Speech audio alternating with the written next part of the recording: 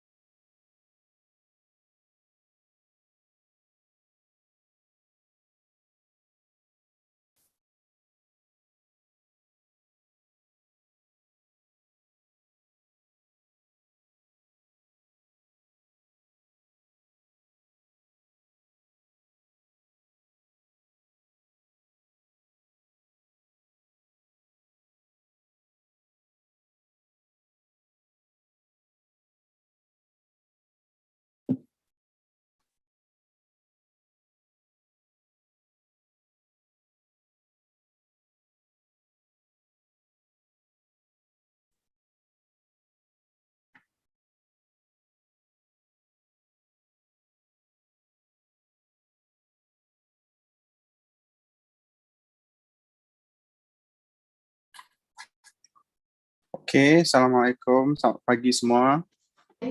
Waalaikumsalam, selamat pagi. Okay, kita tengok kita ada 15 participants. Tak apa, buat masa ni okay. I think as we go along, people will join in the meeting, ya. Yes. So kalau ingat lagi macam semalam apa yang kita dah cover kan, kita cover on some HR topics. Contohnya seperti what is the management, ada berapa komponen dalam management, what and how to have the competencies for managers, life cycle of the employee in the organization, and then the process of HR management, melibatkan macam onboarding, performance, and last kali exit.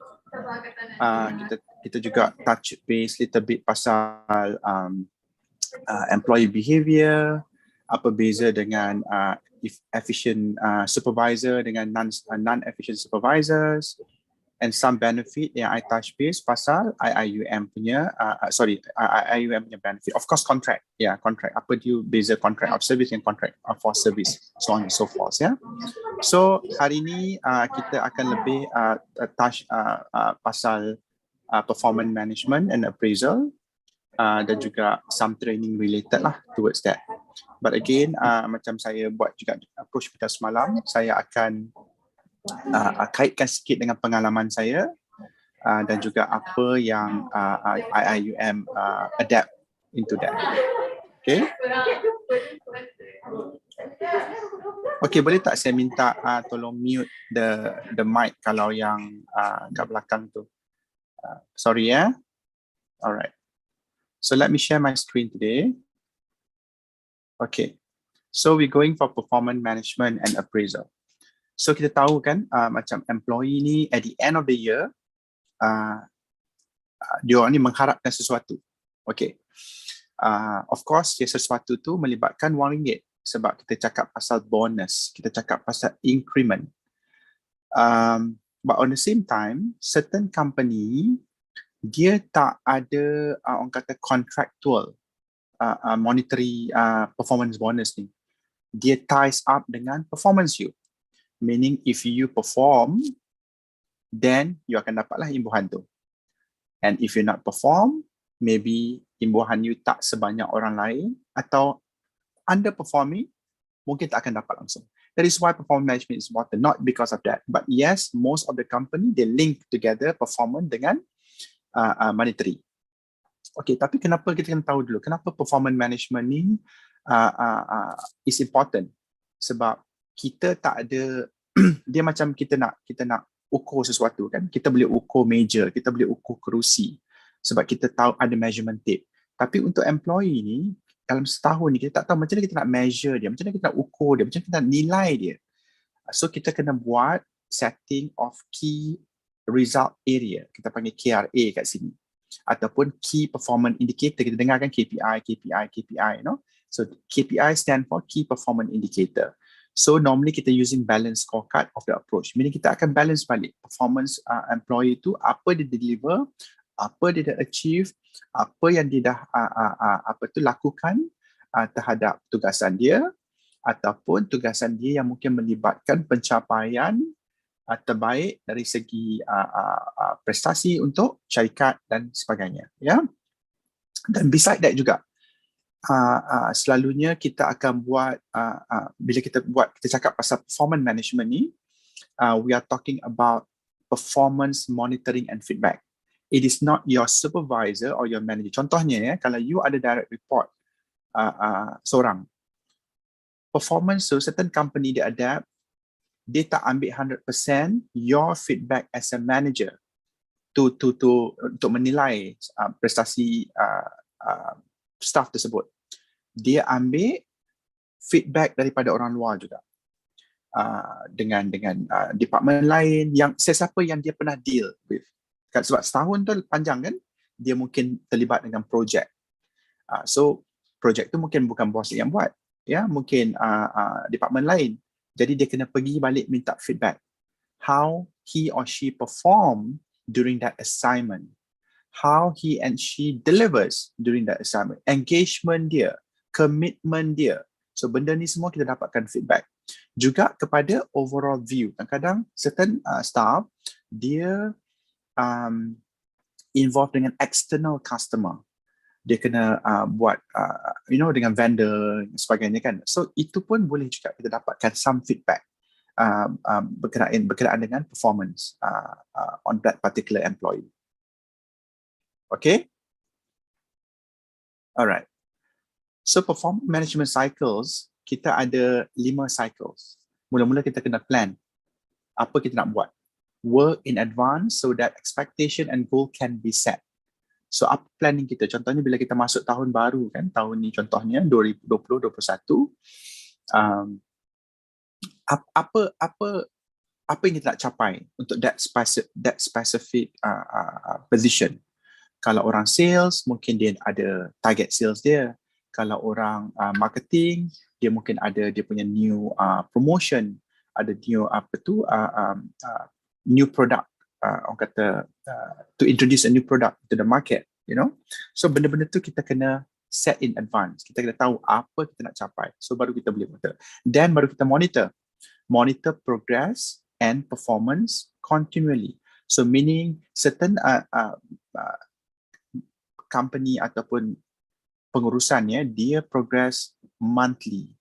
Certain dia progress bi-weekly. Even like that, setengah tu by quarterly, half yearly, it depends. As long as there is a consistent monitoring process, I think you will get the result at the end of the year. Sama ada you capai atau you capai. Dan you tahu juga as we go along, apa masalah you, apa halangan you, apa challenges you. So benda tu akan kita checks and balance. And then the third process, a cycle, is about developing the employee's ability to perform through training and work assignment. Dalam certain objektif yang kita set tu, goal tu, kita ada juga plan untuk kita develop that particular person through training. Contohnya, part of your performance management, you kena attend 3 training ni. Kalau you gagal 3 training, maksudnya you tak achieve KPI you. Ada juga macam tu. Sebab that training is mandatory ataupun that training is related to your particular job. Maafkan saya. Rating. Periodically to summarize performance and last kali rewarding good performance. Okay. Dua benda ni actually dia orang kata interrelated. Bila at the end of performance management, saya tak tahu macam mana IIUM buat. Kalau di tempat saya dulu, dia ada beberapa approach. Kita ada rating daripada 1 hingga 5. Maksudnya 1 yang paling teruk, tak bagus. 5 is exceeding your expectation, the best performance ever. So each kategori ni, sama ada you rating 5, 4, 3, 2 dan 1, dia relate dengan reward. Contoh saya bagi kat sini, kalau you dapat 5 rating, you dapat 3 bulan bonus. You dapat 4 bulan rating, 2 bulan bonus. 3 rating, 1 bulan bonus. 2 rating, setengah bulan bonus, dan 1 rating tak dapat apa-apa langsung. We talk about bonus saja ya. Sebab tu dia apa berkaitan saya kata rating dan reward. So ini technically adalah performance management cycle. Okay, annual performance appraisal. Encik Bila- Asur, sorry. Boleh? Encik ada ni ke share screen ke? Oh, saya tak share screen ya, maaf yang saya. Oh, thank you for that, Syirah. Okay.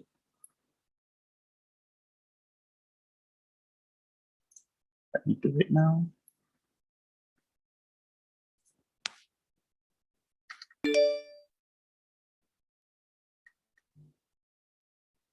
Nampak sekarang? Nampak sekarang? Nampak? Okay. So I was talking about this tadi for the last 5 minutes. Performance management cycle, dia ada 5. Planning, monitoring, developing, rating and rewarding, which is interrelated. Okay? Alright. So annual performance appraisal. Bila cakap pasal annual performance is 1 year. Certain appraisal dia tak apa ni, bukan January sampai December. Setengah company, saya pernah juga ada bekerja dengan company di mana financial year start 1 Februari April. Jadi appraisal dia start daripada 1 Februari April sampai 31 March the following year. It depends, but at the end of the day, it is 1 month. It is a 12 months period.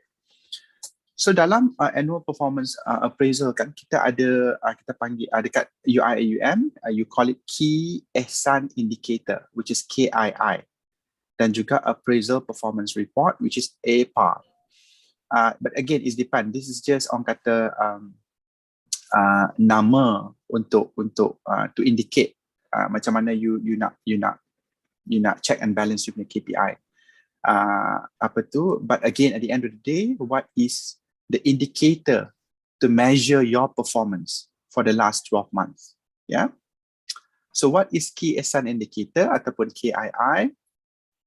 We call it a SMART objective. Yeah, SMART KPI. Yeah. Okay.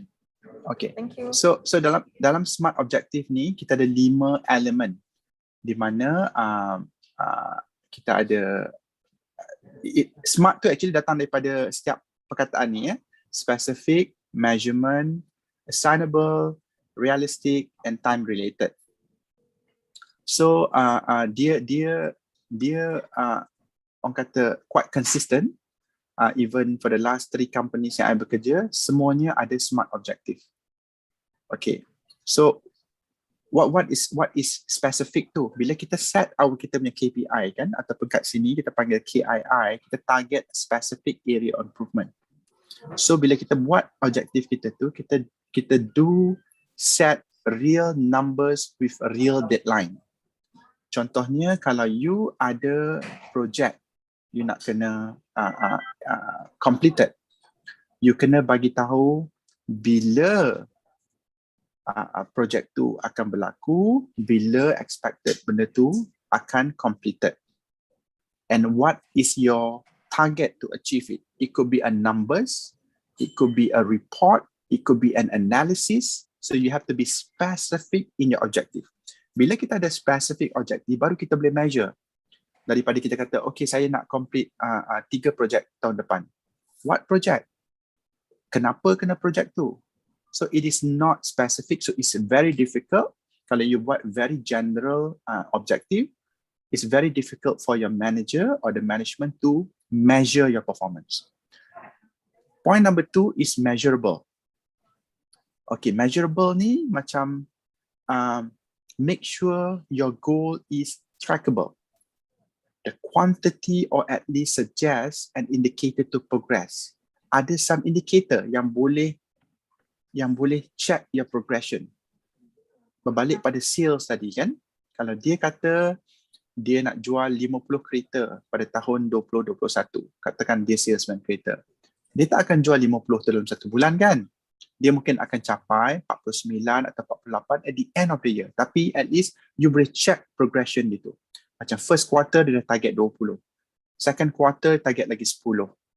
You know, benda-benda tu bila kita ada review quarterly or half yearly, manager boleh measure betul-betul yang dia ni betul ke tak. Tapi katalah macam betul lah berbalik pada salesman tadi, dia letak 50, tiba-tiba half yearly, you duduk dengan dia, dia kata dah berapa jual? Tak jual lagi lah Encik. Sebab apa tak jual? So dia mungkin ada reason dia tak jual. Kenapa? Kalau sebab pandemik ke, kan mungkin ada benda yang boleh justify. So at least, again, you can measure. But at the end of the day, this is what you committed. Because you foresee this is coming. You foresee that it's going to be a COVID situation for a longer time period. Tapi kenapa you letak you punya target terlalu tinggi? So this is the things that you can discuss during the one-to-one session. The third one, A, is assignable. Ataupun certain company, macam company saya dulu, dia panggil attainable. So attainable ni adalah works towards a goal that is challenging, is possible, but possible. Yeah, specific who you will do it. So jangan try to take over the world in one night. Sebagai contoh, macam you letak something objektif yang orang kata cantik lah dalam atas objective plan tu kan. Tapi macam susah betul lah nak achieve benda ni. You nak tukar organisation from A to B within 1 year, which is involve many department, involve many discussion, which is very difficult. Ataupun you nak tukar, kalau dia daripada facilities management, aku nak ubah building ni, nak renovate jadi building sekian-sekian. Tapi you have to work on the budget, you have to work on the apa tu, design, architect. So benda tu mungkin mengambil masa yang lama. Tapi bagus, macam you ada some orang kata plan ataupun you have ambition to make something different. Tapi benda tu macam terlalu challenging sangat, terlalu impossible. Yes, it can be challenging, but it must be possible. That's what I'm trying to say. You must be specific in who you will do it. The next one is realistic. Realistic says state that result and realistically be achieved given available resources. Meaning, you have to be honest with yourself. You know what you and your team are capable of. Kalau you tahu that you short-handed, dalam team you short-handed, you sepatutnya ada 5 orang, tapi sebab 2 resign ke, ataupun seorang retire ke, you tak cukup force kan? Tapi you nak buat objektif sesuatu yang you tak boleh achieve dengan 4 orang, you tak boleh achieve dengan 5 orang. So you kena orang kata turunkan sikit your target tu. Then baru you boleh orang kata baru that objective become realistic. Okay? You have to forget any hurdles you may have to overcome, because hurdles ni kat mana-mana pun ada. Tapi kalau you make that thing realistic, sebab because of hurdles ni, contohnya berbalik pada tadi, saya tak cukup orang dan management kata recruitment freeze, dan definitely in the next 12 months saya tak boleh nak hire somebody to replace that. So meaning you kena turunkan target you kena orang kata low profile sikit, tapi you still possible to achieve that. Ataupun kalau tak possible pun, is very challenging, but then you can achieve close to the target that been discussed and agreed, aligned with. Yeah. And then of course time related. You must be specific when the result can be achieved.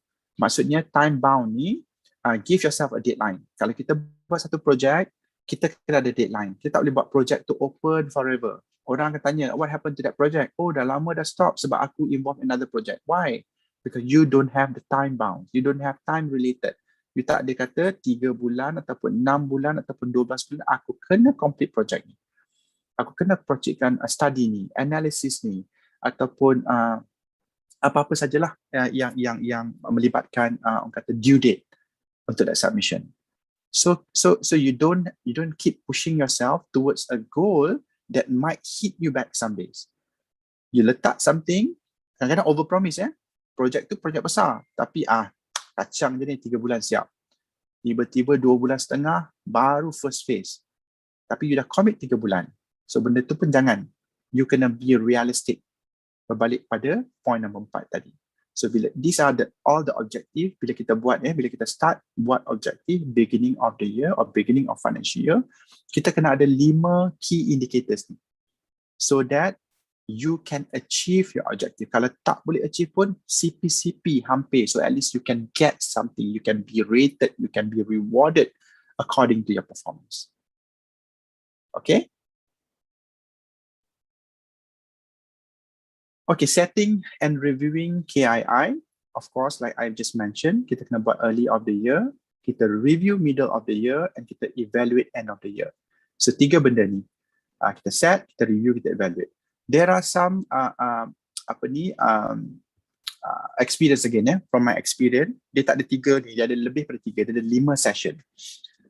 In between, bila kita set tu, sebelum kita review, time tu masa saya kerja kat Qatar, management bagi opportunity 1 month window in order for you to adjust your objective. Kenapa ada adjustment? Sebab dia kena take into account orang-orang yang bertukar role, transfer, assign to new project. Sebab dekat sana dia banyak melibatkan projek LNG ataupun liquefied natural gas. Di mana banyaklah reservoir baru kat Qatar tu, bila dia orang discover macam reservoir baru untuk new production, dia orang akan assign a new team untuk buat benda tu. Kadang-kadang dia orang terpaksa ambil orang yang sedia ada, macam 2 daripada engineering, 2 daripada subsurface, 2 daripada marketing untuk form that team. So benda ni berlaku kadang-kadang. So the reason why dia ada window untuk tukar tu sebelum review tu, kalau orang-orang yang terlibat, objektif yang dia set awal tu tak diguna pakai lagi. Ataupun mungkin daripada 5 objektif yang dia set awal tu, 2 tak diguna pakai lagi. Sebab 2 tu adalah objektif baru dengan projek baru dengan team baru. So dia kena add benda tu masuk. Kalau dia tak add, macam mana kita nak evaluate nanti. Okay, itu satu. Then baru kita buat review. Review selalunya Jun Julai lah. Ya, kita buat review 1-to-1 sebab kita pakai sistem. Dalam sistem tu kita akan indicate this is what we discuss. This is what we agree. And you as an employee, bila you dapat that notification, you kena baca balik to ensure that what you discuss dengan your manager reflected in the system. Ini kalau I mengatakan sistem lah. Kalau tak, dia manual form. Manual form pun ada juga. I'm not sure about IUM, tapi kalau manual form pun sama. You bagi manual form tu, you dah tulis dah. And then apa yang didiscuss dengan bos you, dia akan catat. Dan you kena agree, you kena sign. You acknowledge that the mid-year review dah dibuat dan dah di-agree. You tak boleh kata nanti end of the year, saya tak setuju ni, sebab you dah ada that discussion, you dah agree on prior upon that. Okay, faham ya? And then bila sampai ke evaluation last kali, sebelum bulan 9, bulan 10, dia akan evaluate dulu. Dia akan evaluate you, macam saya cakap tadi, based on the KII tu, the 5 key indicators tu. Dia akan evaluate your objective is as a specific, measurable, assignment, realistic, time related. So semua ni dia akan buat dia punya own rating. Okay? Bila dia buat own rating, baru, okay, kalau manager kadang-kadang dia ada lebih daripada seorang employee kan. Katakan 5 orang tu dia akan buat 5 orang. Ali mungkin lain sikit performance dia dengan Ahmad. Ahmad lain sikit pada Mutu lain sikit pada Acong dan sebagainya. Jadi dia dah ada some view untuk team dia punya overall performance sebab dia dah buat review kan dan dia buat evaluation. Okay. Then bila datang ke performance appraisal, next one. This is where the staff evaluation actual performance. Yang tadi tu dia baru evaluate saja. Mungkin evaluation itu sebelum dapatkan feedback daripada orang lain. Mungkin evaluation itu sebelum dia tengok actual result. So there are many orang kata areas yang dia nak kena check and balance to ensure that the performance ni betul-betul reflect you staff dia punya performance. But before I touch that, how we do that? In terms of annual performance dekat review dekat IIUM, all is eligible criteria is for all full-time staff, which is permanent, contract, and temporary, including all newly appointed staff on 1st January assessment year. So kalau dia dalam kategori ni, dia layak ataupun eligible untuk do the performance review. he or she also has been serving at least 6 months in the assessment year. So benda ni logik lah, kebanyakan company pun memang letak 6 months as minimum. Sebab apa? Kalau dia start bekerja, contohnya dia baru join bulan 9, macam mana kita nak review performance dia selama 3 bulan, bulan 9, 10, 11, 12, 4 bulan ni berbanding dengan orang yang completed the whole entire year for the performance. Jadi dia tak boleh nak compare apple to apple. Okay? Staff members who have been approved for leave study, unpaid leave, half pay leave for more than 180 days in the assessment year are not required. Meaning kalau ada staff members yang ada dapat approval untuk further study ataupun unpaid leave due to whatsoever reason yang kita discuss malam tu, ataupun half pay leave dan sebagainya, which is more than 180 hari. So lebih 180 hari ni is actually more than half a year lah. So dia tak required to submit. And newly appointed staff who's working less than 180 days ataupun kurang pada 6 bulan will proceed to do a special APAR in the assessment. Maksudnya ada boleh still proceed to do a special annual performance appraisal ni. Tapi I think there is a process lah for that. Ya, kalau diikutkan. Tapi kalau daripada mana-mana, berbalik pada experience saya, kalau daripada mana-mana company saya kerja, kalau you kalau on that evaluation time tu, bulan 12 tu, kalau you tak confirm, meaning you are excluded. As easy as that. So why? Because normally probation ada 3 months or 6 months kan. So normally that is the indicator. Dalam sistem dia masih lagi on probation, kita akan exclude dia dalam list. Dia tak terlibat dalam performance management. Jadi of course lah kalau tak terlibat tu bukan saja kita tak evaluate result dia. Bila dia tak terlibat maksudnya dia also tak eligible untuk increase, untuk performance, untuk promotion dan sebagainya. So dia ke belakang lah. Setengah tahun ke belakang macam tu. Okay? So the importance of appraisal, yang saya cakap tadi, sebab dia melibatkan salary increase. Certain company dia melibatkan salary increase. Kalau you dapat berbalik pada rating 1 hingga 5, saya bagi contoh tadi, kalau you rating 5, which is the best among the best, mungkin salary increase you in terms of percentage, the highest among others. So it depends again from the budget. Normally as a HR, diorang akan share budget. Okay, budget untuk tahun ni, kalau top performers kita bagi 10% increase. Kalau 4 performers kita bagi 7% ataupun 7.5% increase. So dia ada some guideline kita kena follow. So disebabkan itulah orang semua kejar-kejar nak jadi the best performer sebab dia melibatkan salary increase dan juga bonuses. And then confirmation of service, of course, you must be confirmed in order to entitle all this, and also you can be eligible for promotion. Ini eligibility saja ya, you eligible saja. Tapi doesn't mean that your promotion can be approved.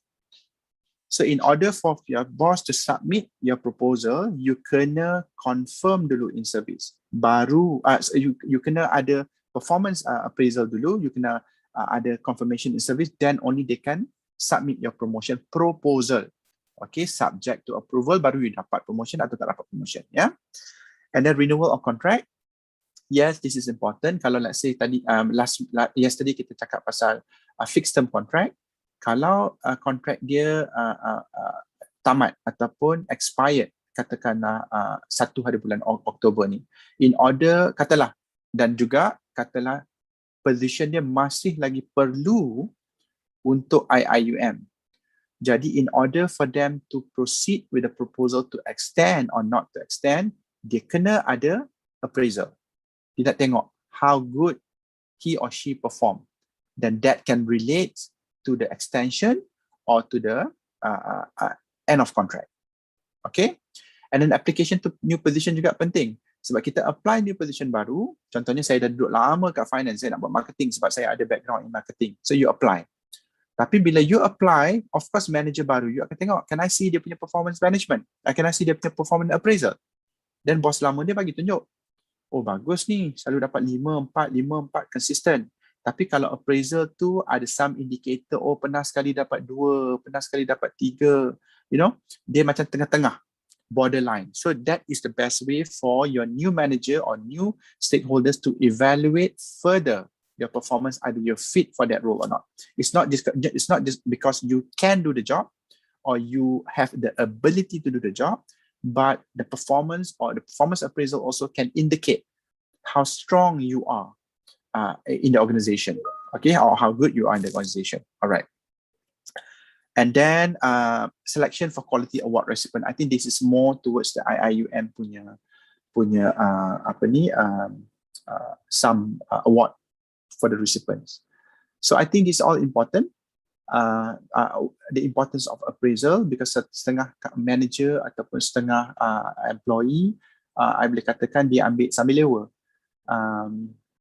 Dia yelah, macam appraisal ni macam bagi setengah orang kan, again saya bercakap ni based on saya punya experience, orang ambil sambil lewa, baik employee, baik supervisor atau manager. Diorang ingat benda ni macam tick box saja at the end of the year. Tapi kalau you tak betul-betul buat the appraisal, tak betul-betul reflect employee tu punya performance, benda tu boleh bagi demotivation kepada employee.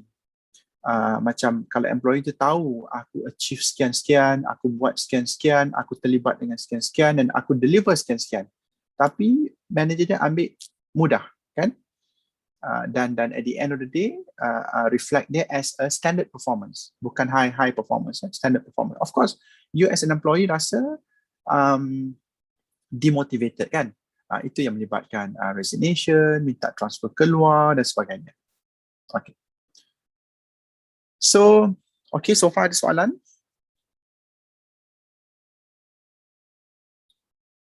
Okay. Okay, tak ada kita simpan kat ujung nanti. Okay, issues in performance management and appraisal.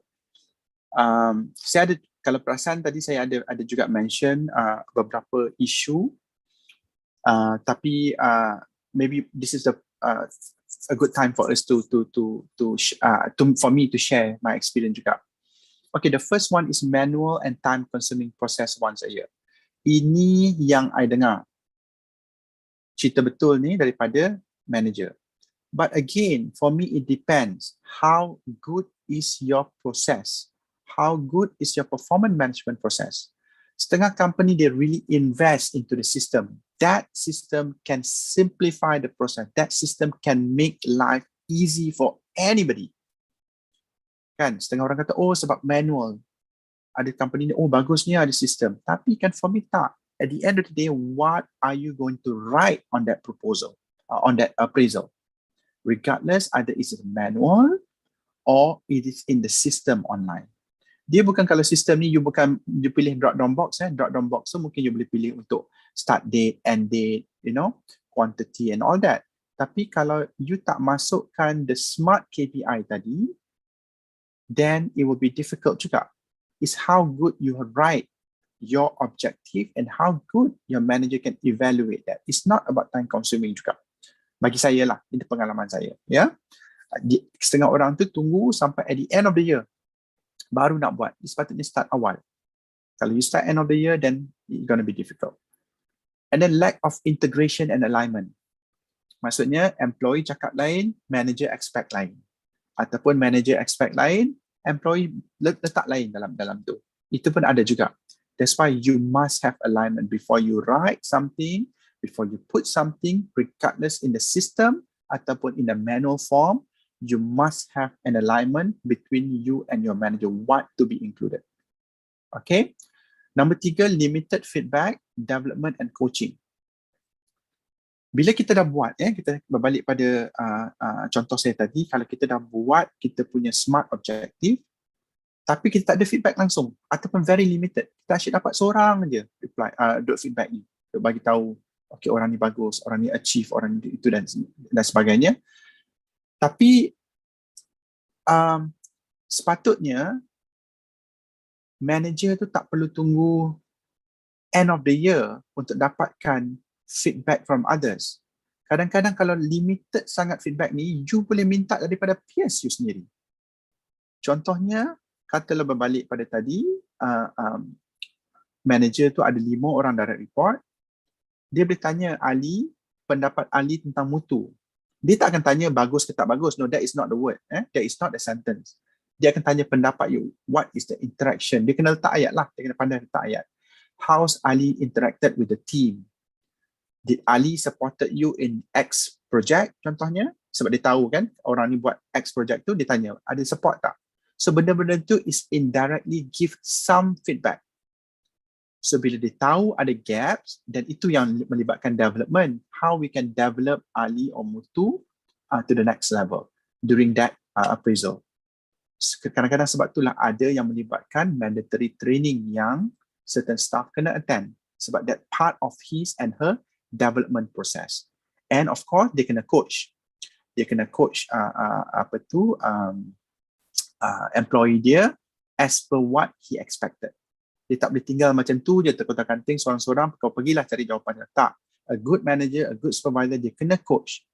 Dia tahu tak orang ni tak boleh nak achieve sebab dah dia tahu kan, contohnya mid-year, dia tahu dah memang macam mana pun dia tak akan achieve. Tapi how can I support dia further? At least dia tak terjatuh dalam rating nombor 1 contohnya. At least dia mungkin duduk 2 ataupun borderline 2 dan 3. Okay, so that really important manager punya peranan. Nombor 4, review are reactive not proactive. Bila kita buat review dengan staff, kita selalu reaktif, kita selalu react to something yang dia tak buat. Kita selalu kadang setengah manager tu marah-marah, kenapa kau tak buat ni, kenapa dia kan, dia patut be more proactive, meaning indirectly dia kena support. I tahu you ada these difficulties, tapi boleh tak you buat scan ataupun boleh tak saya dapatkan seorang untuk bantu you. So benda-benda macam penting sebab indirectly dia bagi some motivation. Mungkin for some reason orang tu tak boleh nak achieve, tak boleh nak lakukan sesuatu projek yang dia dah masukkan dalam appraisal dia sebelum tu. Tapi at least manager boleh support, boleh bagi some guidance towards that.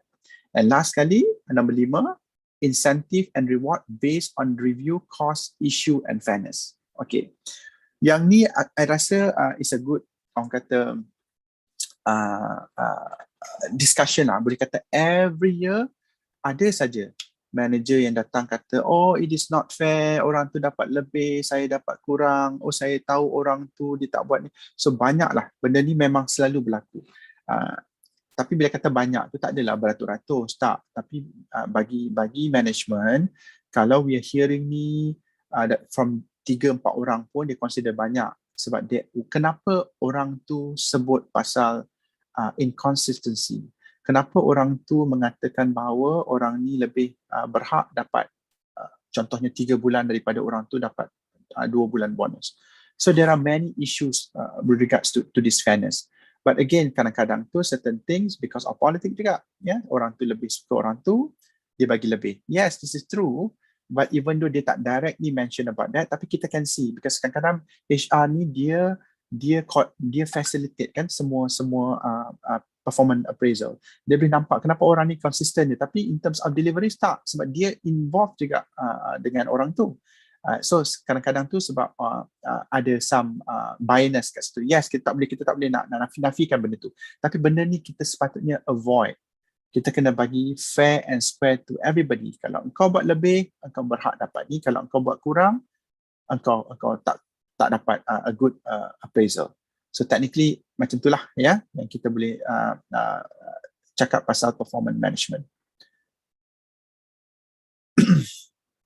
Okay. I will touch a bit on do and don'ts pasal performance appraisal ni. Saya dah mention tadi, kita kena prepare in advance. Kita jangan tunggu last minute baru kita masukkan semua dalam kita punya appraisal form. Prepare in advance ni bagus sebab kita tahu, kita plan. Kita tahu we have a plan ahead on our what to achieve at the end of 12 months. Okay? Focus on the performance and development. Bila kita buat, kita fokus on kita punya performance. Tak kisahlah orang lain nak buat apa pun. Janji aku buat apa yang aku disuruh dan aku achieve apa yang aku committed. Okay, dan juga development. Development tu penting. Development bukan saja training. Dia mungkin boleh jadi, okay, saya kena attach dekat department ni untuk 3 bulan. Saya kena pergi buat secondment. Benda-benda macam tu pun orang kata boleh affect your overall performance management, but again depends on how you perform in that particular attachment. So be specific the reasons for the rating. Contohnya kalau manager tu rate orang tu 1, kenapa? Dia kena bagi spesifik. Dia jangan, oh tak boleh lah, saya cuba buat 3 tapi dia orang ni push you jadi 1, benda-benda macam tu patut avoid dalam conversation. You have to be accountable as a manager. If you were in charge in the calibration exercise, you kena bagi tahu kenapa dia 1. I will touch a little bit later on the calibration exercise, yeah. And then decide on specific steps to be taken for improvement. Kalau you tahu dia ada kekurangan, dia ada gaps, then you must address. You must be specific, bagi tahu what is the plan in order for him to be improved. Tak semestinya immediately, mungkin benda tu tahun depan, mungkin benda tu bulan depan. Tapi you kena bagi tahu apa you expect dia untuk close the gap. Consider the supervisor's role in the subordinate's performance. Okay, kita kena consider subordinate punya performance dalam untuk okay, macam ni. Consider the supervisor's role in the subordinate performance, ya. Yeah? Bila employee kita tak achieve something, ataupun bila employee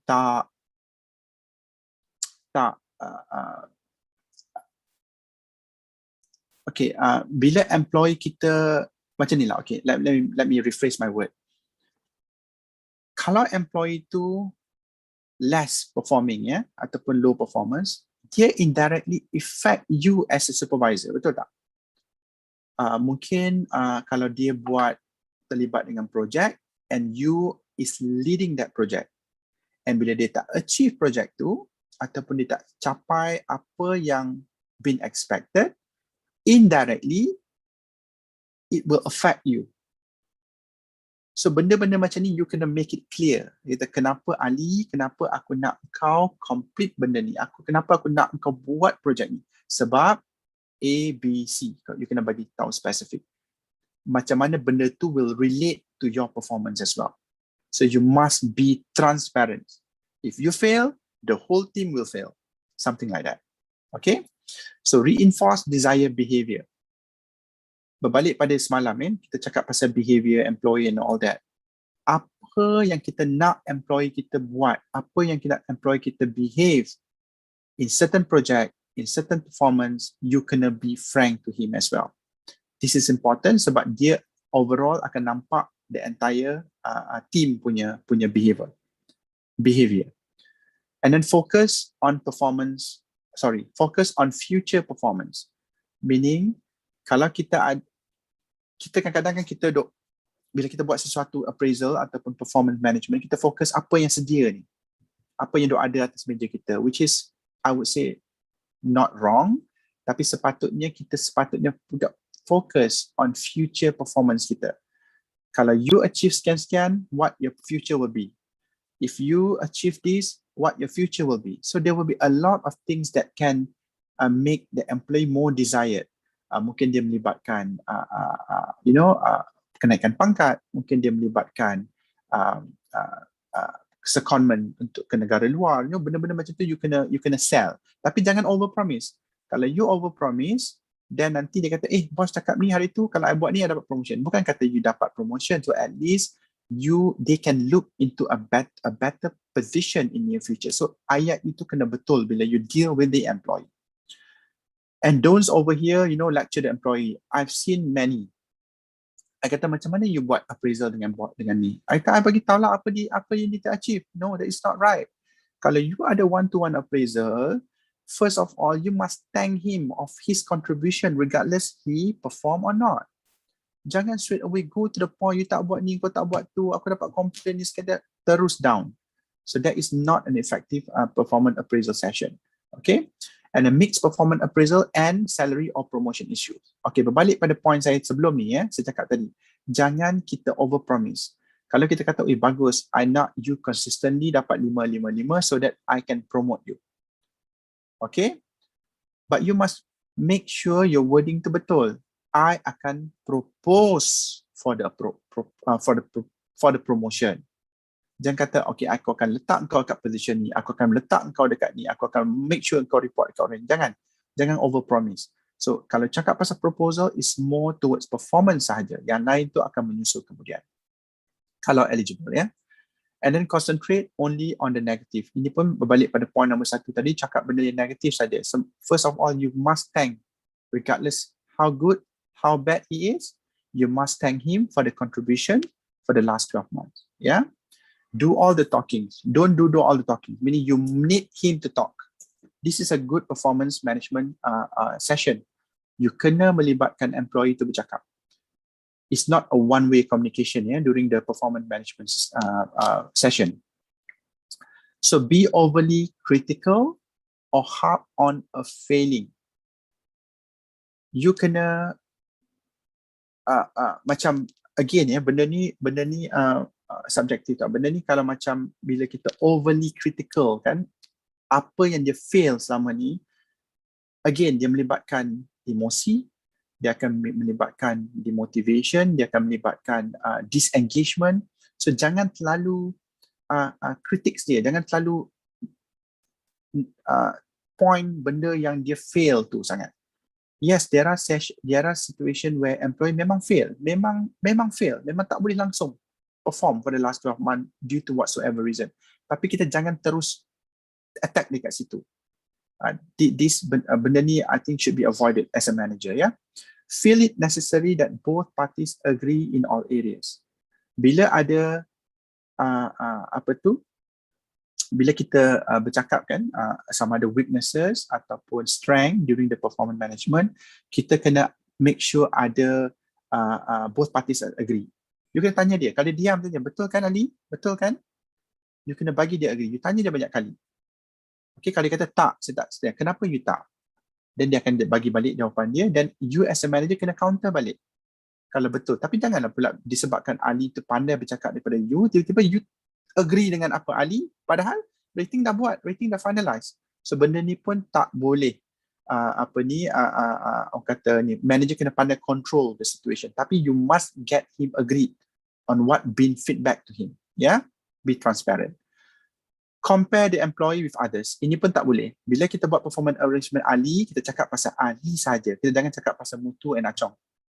Kita jangan compare, walaupun Mutu and Acong tu pun report dekat you juga. Because this session, this performance review is about you and him only. So be specific in terms of that. Okay, so technically it's all about communication, right? So you must need to know how to manage the situation well by communicating well. Communicates your concern, communicate your joys, apa-apa saja during the session. Jangan terlalu formal. Try to make it very informal so that employee relax during the session. So I think this is one good tips. Again, maybe part of my what do you call that, experience. But then okay, tadi kalau saya sebut tadi pasal calibration. Okay, let me share a little bit on the how we calibrate based on my experience. Masa saya dengan Ras Gas dulu di Qatar, kita ada a good system kita panggil performance management calibration. Performance calibration ni kita combine semua job family yang sama. Contohnya, kita ada account dekat orang kata stakeholders A, kita ada accounting team dekat stakeholder B, kita ada accounting dekat stakeholder 3. So all this accounting kita panggil same job family. Ya. Katakan total population of account 100 orang. So bila 100 ni datang, bukan dia orang datang, the manager dia orang datang dalam meeting untuk calibrate, every manager talk about each employee. Calibration session ni lama tau. Kadang-kadang makan masa lebih pada setengah hari. Sebab people have been talking about each individual performance. And setengah orang dia akan challenge to each other. Contohnya saya bawa 10 orang accountant, anda saya boleh bercakap setiap seorang. Apa kelebihan setiap seorang, apa kelemahan setiap seorang. Manager lain pun bawa 10 lagi, dia cakap kelebihan, dia cakap kekurangan. Sama juga dengan manager lain. So bila everybody cakap tu, kita target dulu siapa yang high performer daripada 100 orang. Mungkin high performer dia 15 orang je. So kita start letak sticky notes. Kan sticky notes yang kalau kuning, kalau orange tu kan, kita letak atas whiteboard. So these are name. Again lah, berbalik tadi kan, John, Matthew, Stephen, semua kita letak atas tu. Okay, sekarang ni kita cakap pasal low performance juga. Sama juga, saya cakap orang yang saya kenal, manager B cakap yang dia kenal dan sebagainya. Kita letak pula sticky note yang sama. Dan the rest jatuh kat tengah-tengah. Kan, selalunya yang jatuh kat tengah-tengah ni lah population yang paling besar. Sebab dia panggil bell curve. Kalau kita tengok bell curve, kat tengah tu besar kan. Okay. Tapi kita tak ada slot untuk berbalik pada high performance tadi, kita tak ada slot untuk 15 orang tu untuk kita rate sebagai high performance. Then we start doing the comparison. When we say a comparison here is that to compare employee relatively to others. Maksudnya semua ni kita dah agree tadi dah 15 orang ni terbaik, tapi kita ada 10 slot sahaja untuk rating 5. Jadi 5 lagi akan jatuh kepada rating 4. Kita panggil forced ranking kita akan tolak 5 tu jatuh ke bawah. Tapi dalam 15 orang ni macam mana kita nak buat ranking dia? So everybody will talk about each contribution. Kat sinilah manager akan defend. Dia buat ni, dia involve ni, dia buat 10 projek, orang tu buat 7 projek, dia buat 10. So automatically 10 akan lebih kepada 7 projek. Contoh ataupun orang ni involve dengan 2 assignment. Orang ni terlibat dengan 1 assignment. Okay, yang 2 tu naik. So that's how kita arrange balik the sticky note tadi atas paperboard, whiteboard tadi tu. So at the end of the day, yang mana nombor 11, 12, 13, 14, 15 tu, dah lepas habis cakap bincang tu, dan automatically dia orang masuk dalam pot ataupun population yang rating 4 tadi. That's how we do calibration. Sama juga dengan yang 1 tadi. 1 tu tiba-tiba terlebih. Kita ada 1 tak banyak. Selalunya 1 tak banyak. Selalunya 1 slot tu dalam 5 orang saja. Jadi katalah ada 10 stiker kat situ. Yang orang kata the best among the worst tadi tu, yang 5 lagi tu kita akan tolak jadi rating number 2. So that's how we do the calibration by referring the bell curve, and ada forced ranking kat situ. Disebabkan setengah orang, it depends, setengah orang dia tak terima. Setengah manager ni tak boleh accept forced ranking ni. Bagi dia orang dia kata tak fair. Bagi saya tak juga, sebab at the end of the day you calibrate and comparing relatively to others. Dia macam ni lah, macam kalau kita lari, kalau kita tengok Olimpik kan, lari 100 meter. Tak kata nombor 2 tu tak bagus, tapi kadang nombor 2 tu jatuh 0.02 saat saja. Kan? Jadi macam mana pun dia kena akur dengan pingat perak dia tu. Dia bukan dapat emas. Sebab dia tercicir sikit perpuluhan ujung-ujung tu. So calibration ni macam tu juga. You kena compare bila kita ada forced ranking dan kita ada bell curve ni, you kena make sure that each individual dalam each pot, sama ada pot 5 rating, pot 4 rating, 3 dan sebagainya itu fit the purpose. Memang dia berhak dapat benda tu. So apa-apa feedback yang dapat during the calibration tu, itulah yang manager tu bawa balik untuk bagi tahu later on the next step, which bagi tahu you punya final rating. Final rating you Encik contohnya Ahmad ada 3 sebab apa? These are the feedback we receive. So you must be transparent. You jangan salahkan calibration process. No, calibration process is just a process to accommodate the rating given to the employee. Yeah, but you must be orang kata fair and square lah to the employee. Alright? Okay. Ada satu slide kat sini macam ni, which is quite interesting juga. Apa maksudnya kat sini? Lu punya nasib, lu makan. Dia punya nasib pun lu makan. I think this is, bukan nak kata common lah, benda ni berlaku. Kadang-kadang bila kita buat sesuatu benda kita kan, benda yang kita kena buat tu, yelah kita akan dapat lah. Kita akan dapat orang kata imbuhan dia. Kalau kita been assigned one project, kita completed the project, kita dapat imbuhan tu. Kita dapat recognition. Okay? Forget about imbuhan dulu, recognition. Tapi there are certain situation where kita write on other people punya project, kita ataupun assignment. Tapi tiba-tiba orang tu, projek tu orang lain yang buat tau, ataupun projek tu orang lain yang lead. Tapi disebabkan oleh maybe contoh maybe sebab you lebih outspoken daripada that lead, mungkin you lebih involvement, ataupun orang tu tiba-tiba drop sebabkan benda lain, tiba-tiba you dapat credit. Padahal that is not your task. Itu I think itu maksudnya gambar ni. Dia punya nasib, dia makan. So macam contohnya apa tu, satu lagi kan, macam benda tu kalau kita be transparent, kita ataupun kita be honest kan, bila kita support sesuatu benda, kita support dengan ikhlas. Kadang-kadang yes, projek tu memang untuk orang tu saja. Tapi kita diarah ataupun disuruh support sebab benda tu mungkin you ada some expertise, you can give a good advice on certain areas kan. Jadi bila kita normally buat macam tu, kita tak makan kredit tu. So at the end of the day, dia still accountable for that, dia still reliable, dia still accountable, dia still responsible for that particular task ataupun assignment to be given. So I think benda ni is more toward teamwork lah kan. Kadang kita lead, bos kita suruh lead saja this project, tapi you kena cari you punya team members. So normally kalau kita cari team members, kita cari orang yang boleh buat kerja lah, orang yang committed, orang yang tak overloaded dengan other projects. So benda ni for me at the end of the day is a teamwork. So sepatutnya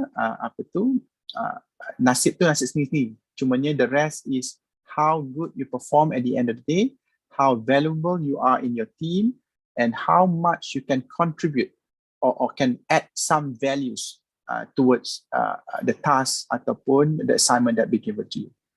Alright? Okay, I think sampai pukul 10, let's take a break dulu sekejap. Then after this, kita go for the staff promotion. Okay, Syira? Boleh, Encik. Okay, terima kasih. Boleh. Okay.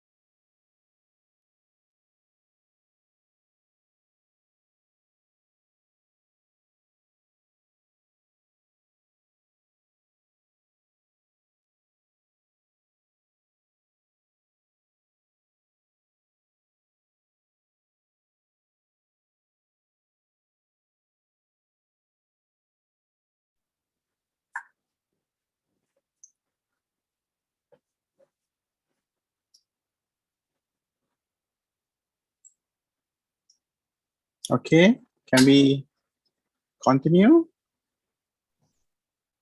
Okay, kita boleh teruskan. Okay, boleh nampak skrin saya kan?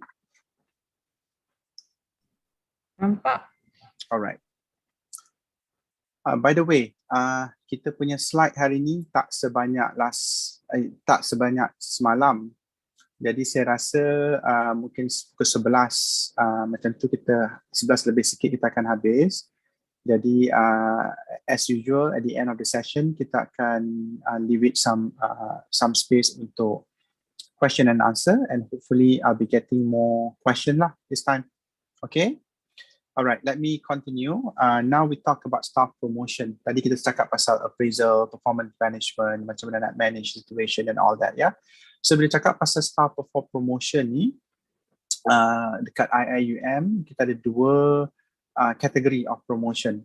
Yang pertama sekali is subject to the vacancies of higher grade promotion posts in the staff scheme of service. Dan yang kedua, the time-based promotion is based on personal to holder. As such, person retirement or resignation to the holder, the vacated post will revert to the warranted flows. So, I rasa apa yang dimaksudkan point nombor 1 ni, kalau promotion untuk nombor 1 ni untuk a higher grade.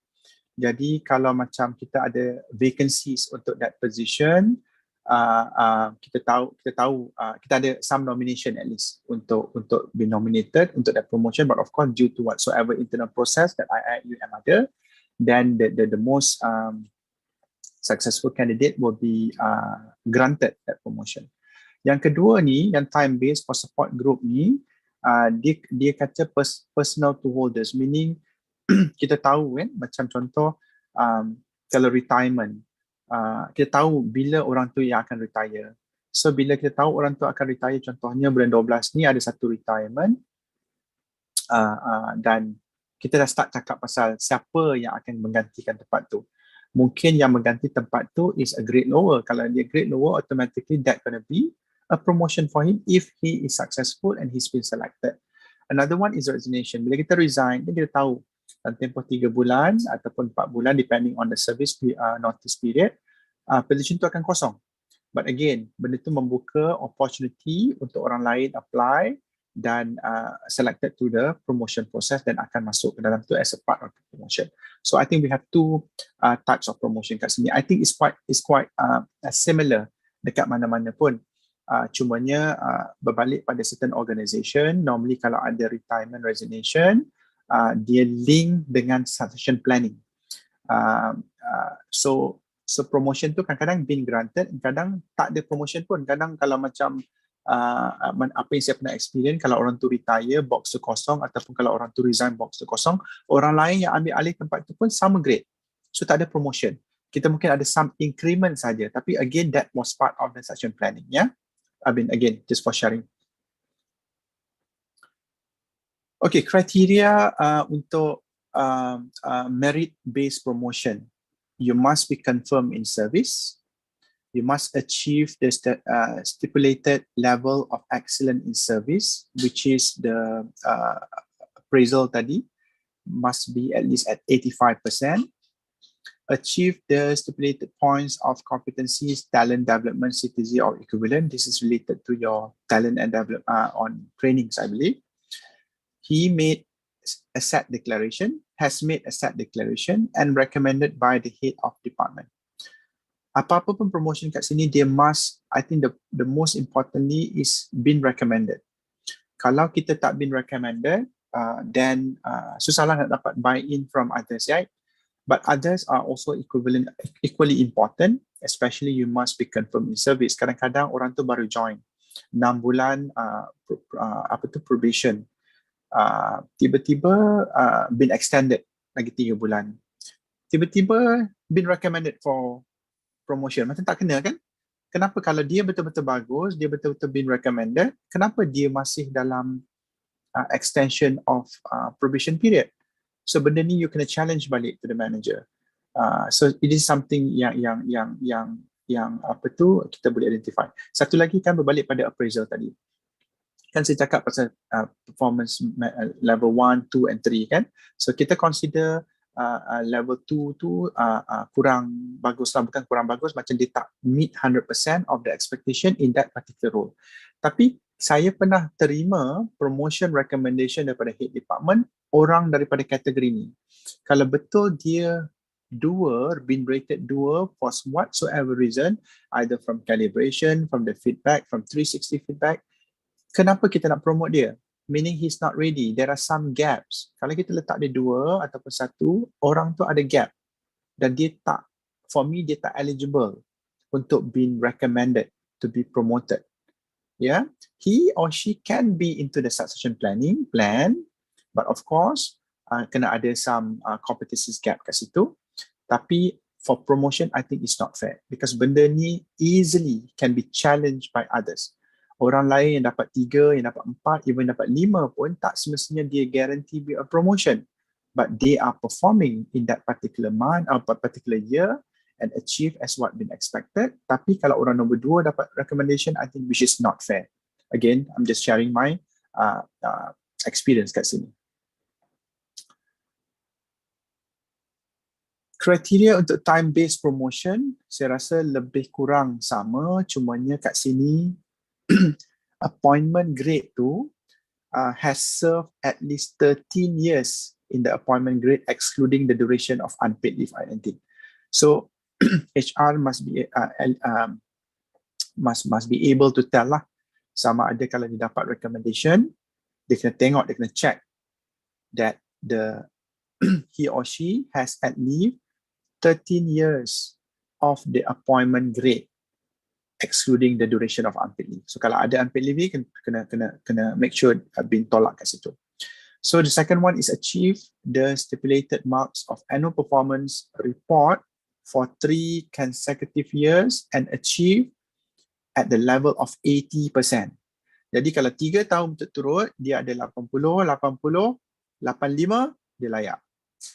Ataupun dia dapat 80, 80, 70, dia tak layak. So technically dia tengok juga overall kat situ. That is part of the criteria, ya. The third one is fulfill the general condition of promotion. Sama macam tadi merit, which is confirmation in service, pass the continuous talent development, has made a set declaration, no disciplinary record of punishment during the 13 years of service, which is very long time, and recommended by head of department. Okay, so suka tak suka, this is the requirement lah ya untuk support group. Jadi I believe there's a reason why maybe this is a good platform to filter the best orang kata candidate to be recommended for the promotion. Yeah. Okay, the second level, okay, what is the difference between these two? Criteria time-based promotion, okay, sama juga kita masih play topik yang sama, which is for the support group. Second level of promotion grade, based on the government circulation, has been serving at least 13 years, okay, on the first level of promotion grade, excluding the duration of unpaid leave and half-pay leave and other type of leave to be determined by university from time to time. Again, the key point here is must be at least 13 years on the first level promotion grade. Secondly, achieve the stipulated level of excellence in service by achieving scores 85% of annual performance appraisal report APA for the last 3 years. Sama juga tadi, kalau 85, 85, 80 tak layak. Dia kena 85, 85 atau 90 ke atas dalam 3 consecutive years. Yeah? Achieve the stipulated points of competency talent development or equivalent, kena make asset declaration, no records of any disciplinary and punishment, and recommended by head of department. Okay, I think the criteria of apa ni IUM ni quite strict lah in my view, but which is good because actually at least employee ada will compete. For example, will ensure that performance rating dia 80 ke atas all the time. make sure that dia tak buat apa-apa yang tak sepatutnya, tak dapat warning, tak dapat disciplinary and all that, ya. Berbalik pada my experience, ya. Normally kalau promotion ni kita make it quite simple. As long as dia tak ada active warning letter dalam file dia dalam tempoh 12 bulan. Dan dia kena dapat rating 3 ke atas. Kat sana kita lebih kepada 1, 2, 3 ni. Kat sini lebih kepada percentage. So but doesn't matter, at least there is some indicator kat situ. Jadi berbalik pada pengalaman saya, kalau dapat rating 3 ke atas baru layak. Tak ada warning letter dalam file dalam tempoh 12 bulan baru layak. But of course, others are still apply or kena been recommended and all that. Berbalik pada pengalaman saya, walaupun kita been recommended for promotion, meet the criteria, kita kena bawa masuk dalam kita panggil apa ni? Job Family Promotion Cycle Meeting. Kebanyakan company yang saya kerja, dia ada promotion cycle. Orang tak boleh promote sesuka hati dalam mana-mana bulan tertentu. Normally dalam setahun, kita ada 2 window sahaja. Pernah saya bekerja di mana window dia 1st April dan juga 1st of September, meaning sebelum April kita dah kena buat discussion on this, dan sebelum bulan September kita kena buat discussion on this. Sekarang ni dekat Petronas kita ada 2 window, which is bulan 6 dan bulan 7 dan juga bulan 1 promotion date dia. Jadi untuk bulan 6 baru ni kita buat promotion review bulan 5. So at least kita ada sebulan untuk prepare, untuk manager to talk about the promotion, untuk manager justify the promotion, untuk manager challenge the promotion. Sama juga next window yang untuk effective date 1 hari bulan 1 2022, kita akan buat ada similar session dalam bulan 12 di mana semua nomination kita masukkan, kita akan bercakap, kita akan defend, kita akan challenge each other. So normally forum ni tak besar. Forum ni kita hanya invite head of manager saja, head of the section, who knows the employee, who been interacted with the employee, who been work or have some experience and knowledge about the employee. So that's why we need all those, sebab kita dapat 360 input. Sama ada dia layak, he's ready now, she's not ready now, he's ready for 1 year. So benda ni semua akan dibincangkan dalam session tu. Okay. Berbalik pada IAUM, so duration of ineligibility, kalau ada semua ni, maksudnya kalau ada warning, dia pernah been suspended, dia pernah kena fine, dia pernah ada demotion, salary reduction dan tempoh-tempoh tertentu ni, dia tak layak untuk dinominatekan untuk next promotion. Okay. Point kat bawah ni, duration of ineligibility will take effect from the date the disciplinary punishment was meted. So meaning kalau date tarikh dia 1 hari bulan 1 2021, maksudnya start daripada tarikh tu yang 12 bulan ataupun 15 bulan, 18 bulan dekat table atas tu. If there is more than one disciplinary punishment for one charge, then the duration of ineligibility will be based on the most severe punishment. Kalau kita ada lebih pada satu punishment, kita ambil yang paling severe sekali, which is apa dalam kategori atas tu. Mungkin severe dia kalau kat sini warning and fine. Warning 12 bulan, fine 18 bulan. So kita ambil yang lebih panjang. Okay, to be fair to others. If there is more than one disciplinary case which amounts to the disciplinary punishment, the officer can only be considered for promotion after the expiry of total duration of ineligibility based on the punishment imposed. Sebagai contoh, kalau ada warning and misappropriation of fund reduction, dia kena campur semua.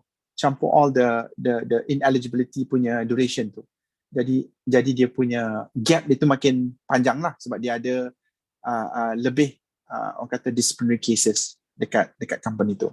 So I think this is fair because this is how we control.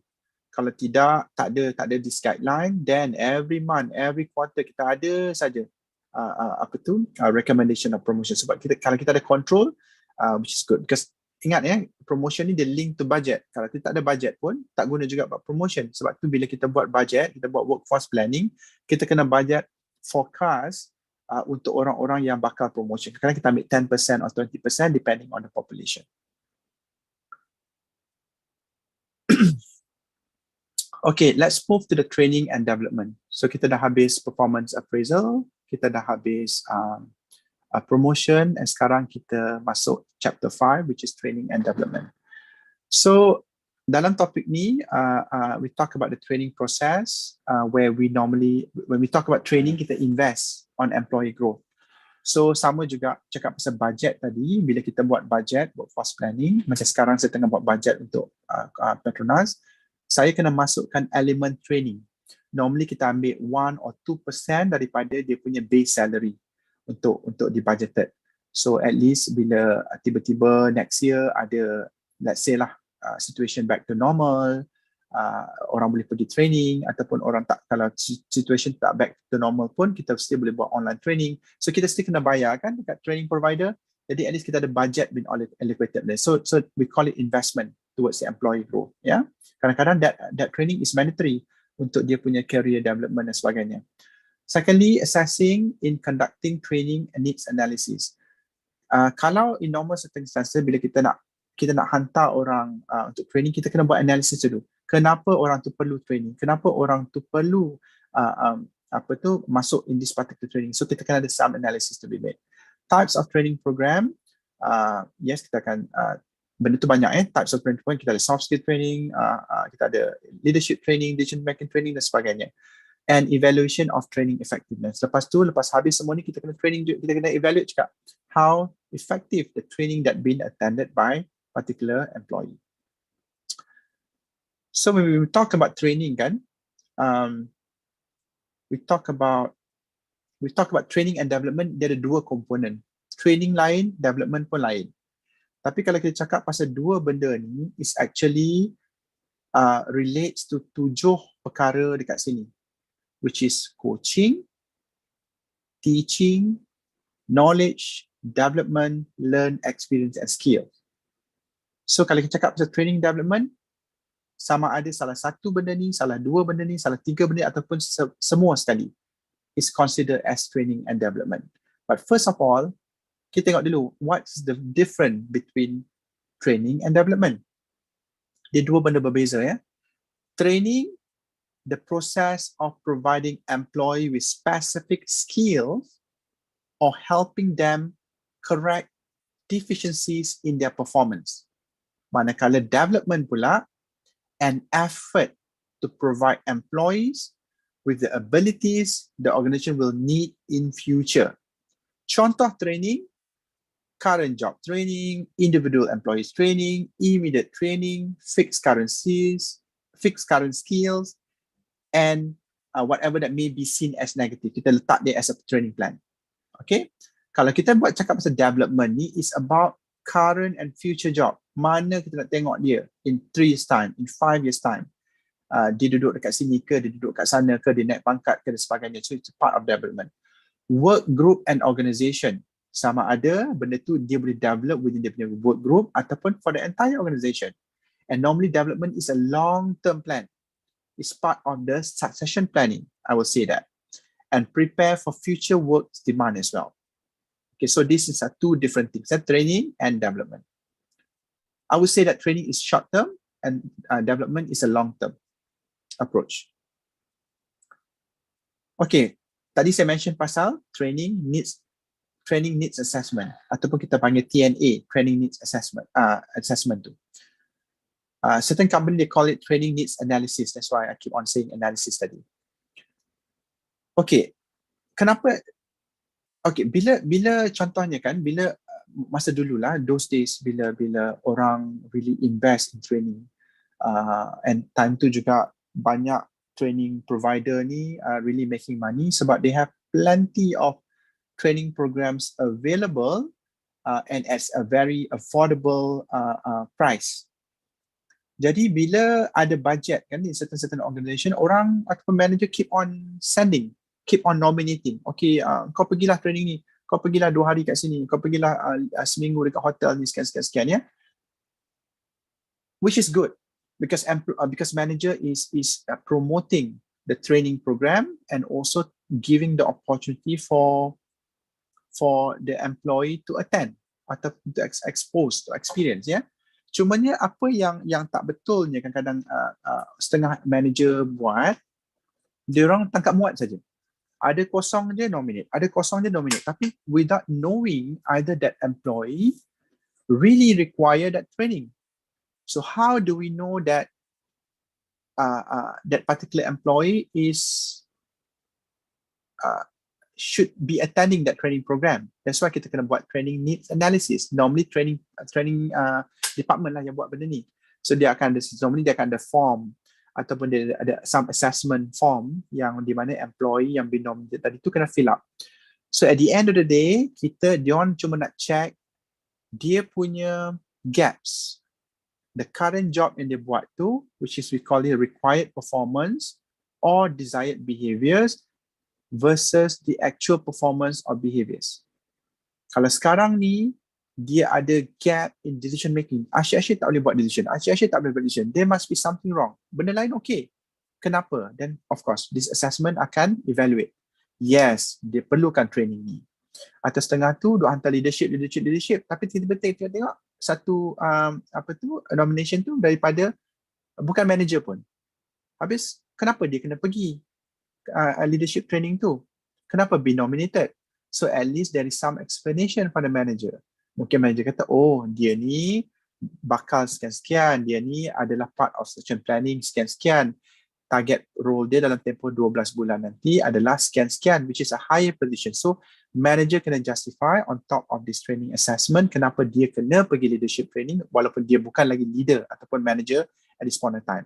Kadang-kadang tak perlu pun, oh saja dia nak tahu, nak knowledge, tak boleh lah. Kita try to control ataupun try to manage the situation. Maybe training ni sesuai untuk orang lain yang tak be nominated, tapi daripada dia pergi, better kita letak orang lain. So these are the things that we need to do to ensure that all training needs been assessed, all training nomination been assessed juga, and to ensure that orang yang betul-betul berhak ataupun relates dengan dia punya kerja attend that particular training program. Right? Okay, we'll touch base a little bit about steps to conduct a training need analysis. First, kita kena check, identify the competencies that relates to specific job and roles.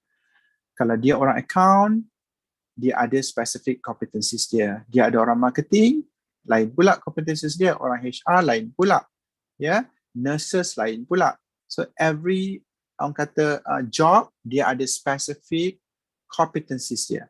Daripada competencies ni, kita boleh tengok apa yang dia kena achieve, apa yang dia kena buat, apa yang dia kena capai. Alright? And then kita compare competencies ni currently with individual with those competencies required for the job. Kita tengok sekarang ni, competencies tu in terms of level, dia dah capai sepenuhnya ke tak? Katalah competencies untuk certain job tu, dia perlukan, kita pakai rating lah kat sini, kita kata 5 tu terbaik. Ini tak ada kena-mengena dengan performance rating tadi ya, ni contoh lain ya. Dia kena capai 5 untuk that particular competencies. Contohnya to be a salesperson, dia kena ada 5. Tapi bila kita buat assessment dengan all the assessment question and all that tu, dia cuma ada 2 saja. So dia ada huge gap kat situ. In order for him to be a good salesperson, dia kena capai 5, tapi sekarang dia baru ada 2. So inilah nak kena cari satu training, assessment ni lah yang bagi tahu yang dia ada gap dan nak cari satu training yang sesuai untuk dia close the gap. Kita tak expect dia close the gap daripada 2 terus ke jadi 5, tak. Kalau jadi 3, jadi 4 pun, which is good enough. At least he's progressing. And from there, he can progress further. Alright? And then daripada situ kita outline the training requirement in sufficient details and in an appropriate format so that a training program can be prepared. Okay? Kadang-kadang ada in-house ya. Bila kita buat in-house, kita tak nak, setengah company dia tak nak invest dekat training kat luar sebab mahal katanya. Dan dia ada training development team dia sendiri dekat in-house lah, maksudnya dekat company tu masing-masing. Jadi apa yang dia buat, bila dia buat this assessment untuk sekumpulan pekerja, contohnya tadi tak kira lah orang sales ke, orang account ke, orang marketing ke, dia kata aku nak tengok level orang-orang aku dekat sini, competencies dia ni tahap-tahap mana. Jadi bila team training tadi buat assessment, dia orang dapatkan merasakan okay, out of 50 orang dalam team you ni, 20 orang ni ada gap dan perlu kita address. Jadi kadang-kadang manager kata okay, I nak you develop or prepare a relevant training program yang boleh manage this gap. So itu kita boleh buat in-house. So of course lah makan masa sikit, training team akan try to buat a module baru, akan buat approach baru. Macam yang cakap lah, kalau in-house ya, kalau tak ada budget. Tapi kalau benda tu ada daripada ada untuk orang luar, budget luar, kita panggil dia orang luar datang untuk attend to this training program. So normally that's how it works. Alright. Types of training and development program. Banyak kat sini. I won't read one by one. Kita bukan saja cakap pasal leadership, kita bukan saja cakap pasal decision making, kita bukan saja cakap pasal soft skill. It's beyond that actually. Training and development program. Kalau tengok kat sini kan macam Islamic courses pun is part of that, you know. It depends on your role juga kan. And then safety is important. Banyak company sekarang ni dia promote on safety because safety is not about it's not about security saja. Kita ni pun kena jaga safety, especially now dengan musim COVID ni kan, there's a lot of safety and health awareness, precaution yang they are trying to promote. So again kat Petronas pun sama, kita normally every quarter the HSSC team akan engage dengan external doctor untuk buat talk about COVID, about mental health. Mental health kenapa important? Sebab sekarang ni kebanyakan kita orang memang kerja work from home lagi. Jadi bila work from home ni, tak semua individu ataupun pekerja dalam situasi yang sama. Orang yang anak 3 lain, orang yang tak ada anak lain, orang bujang lain, orang kahwin tak ada anak lagi lain. So everybody ada dia punya challenges working from home ni. Jadi Petronas they believe on mental health. They believe on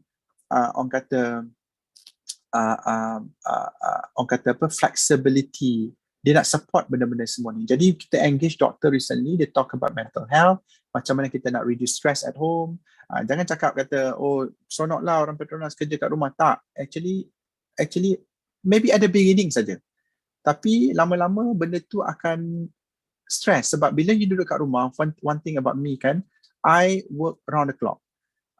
Bila kita kerja kat office, kita kerja pukul 9 contohnya sampai pukul 5. Habis kuat pun kita extend pukul 6, kita balik.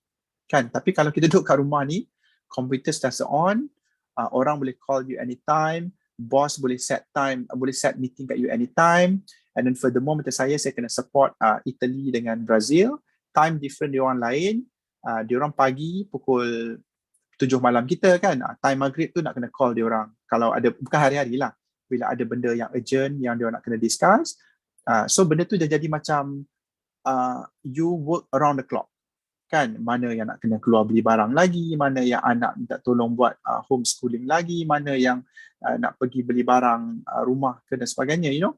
So you kena juggle all this. So that's why mental health is very important. That's why Petronas is promoting that. In fact that kita ada helpline. Kalau contoh saya terlalu stres, saya tak boleh nak handle dah kerja ni dan working from home, saya ada satu talian telefon kat situ, saya boleh call, saya sebut nama saya, sebut saja ID saya dekat Petronas, dia akan assist saya and to ensure that saya tak buat benda-benda yang tak diingini lah. So that's how important health and safety, especially during this difficult period. I believe that everybody have their own challenges, yeah. tak semestinya duduk kat rumah, yes, enjoy dan sebagainya, tak, actually stress level dia sama. Kadang tu ada yang lebih. Because of this lah, saya kata tak ada time. Sebab computer sentiasa on, orang can call you anytime because they expect you to be available and to support the business. Yeah. And other than this, apa lagi kat sini? Yang boleh kita cakap, IT courses. Yes, IT courses pun banyak. Not just networking.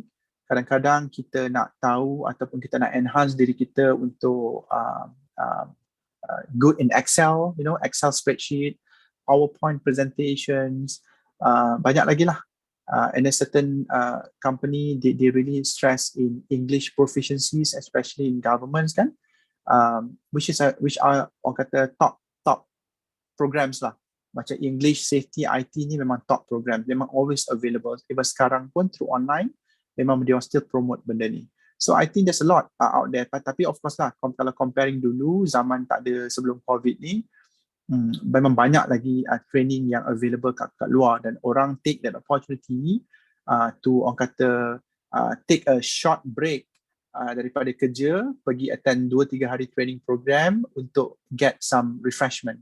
On the same time, we'll gain something from there kan. So which is good. Okay. Now we move on to the next one, which is coaching and mentoring.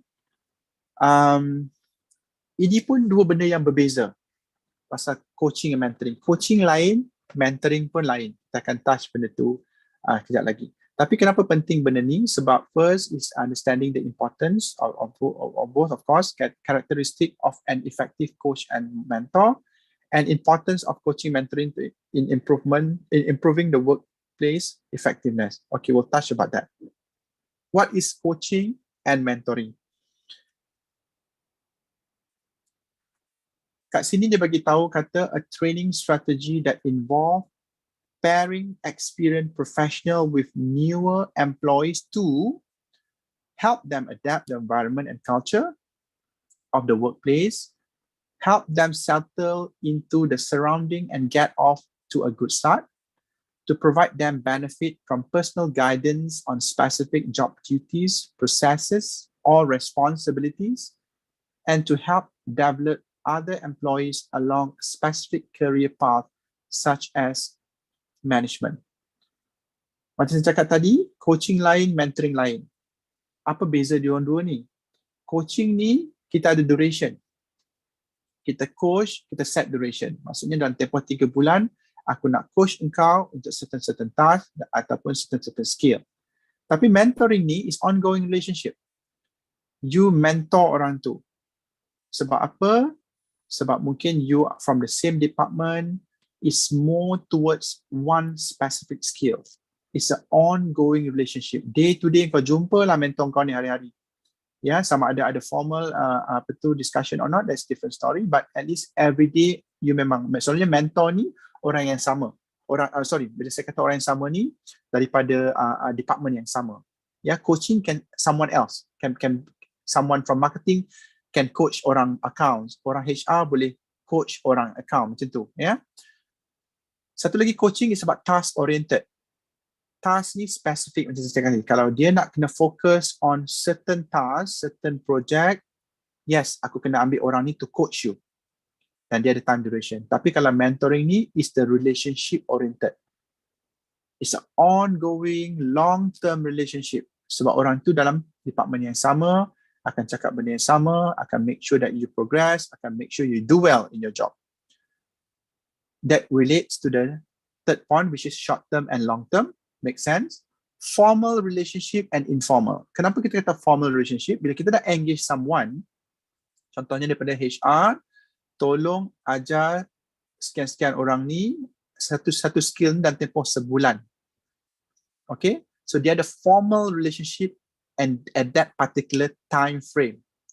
Tapi mentoring ni, berbalik tadi, orang tu adalah orang yang same department, dia hari-hari jumpa, dia jadi macam informal, dia jadi macam peers, dia jadi macam your colleague dekat tempat kerja, kan? Okay, performance driven versus development driven.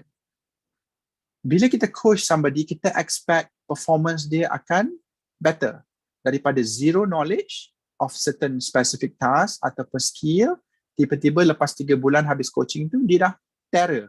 Dia dah manage, orang kata apa, boleh manage that skill. Ya.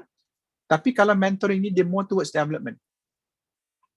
Contohnya, my boss is my mentor, right? So boss, I kena make sure that I develop. Dia tahu I punya succession planning, dia tahu 3 tahun akan datang, I akan duduk kat mana, apa skill apa I punya, apa tu progression I punya advantage, disadvantage, semua dia tahu. So it's more towards development kat situ.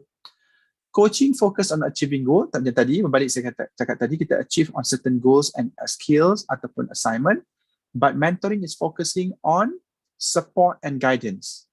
Of course lah, kalau bos kita support kita, bos kita bagi guidance kita, macam mana to become a good HR person, macam mana to become a good senior manager, macam mana can become a good associate director dan sebagainya. So dia support kita as we go along. A good boss lah will do that, yeah. And then coaching focus on specific development areas, but mentoring focus on professional and personal success. Betul. Kan kita cakap tadi specific development areas saja untuk coaching. Focus on instructing and focus on listening. Bila kita coach kan, bila kita been coaching, kita focus on being instructed.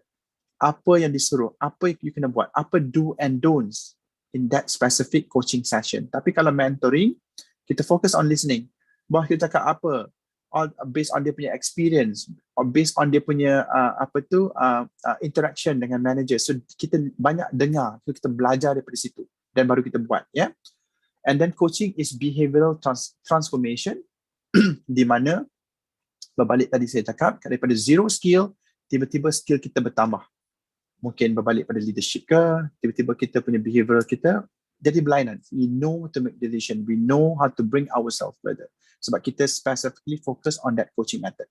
Tapi kalau mentoring ni, this more on personal transformation. You daripada junior staff, now you become a senior HR officer. Then as you go along, you become a executive, you become a manager. It's how you progress on personal transformation, you to become a better person. But of course, without the coaching, you can't do mentoring as well. All right. Okay, in the next slide, ditunjuk kat sini the difference kan between coaching and mentoring. Coach ni the communicator, mentor is the guide. Kan, kalau kita boleh relate balik dengan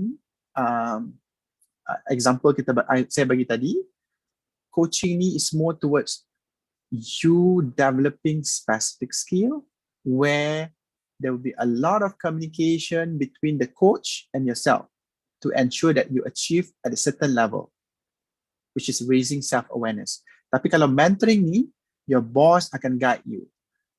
Buat macam ni, jangan buat macam tu. Kalau kau approach, kalau kau nak deal dengan ex-director ni, this will be your strategy, this will be your tactic. So benda-benda macam tu is guidance. Because he or she, your boss tu, sharing relevant experience, apa yang dia dah gone through, apa dia dah been through into that organization with the same person. So dia tak nak you repeat mistake tu mungkin, ya. So again, I'm just referring, kalau good mentor dia akan buat benda ni. Kalau not a good mentor and not a good manager, dia kata kau belajarlah sendiri.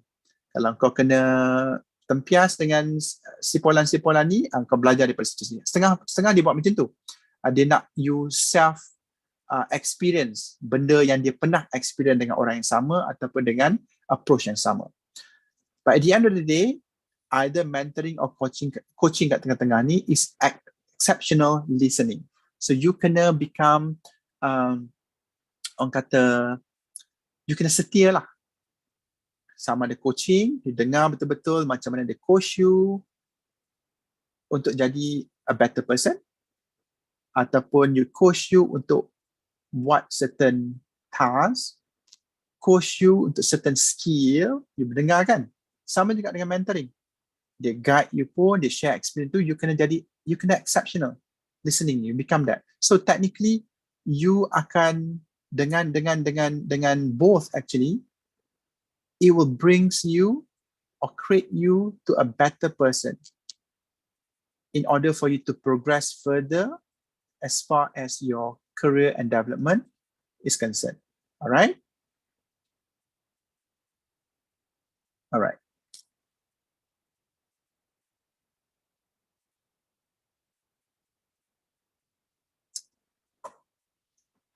Okay, we move on to the exit policy.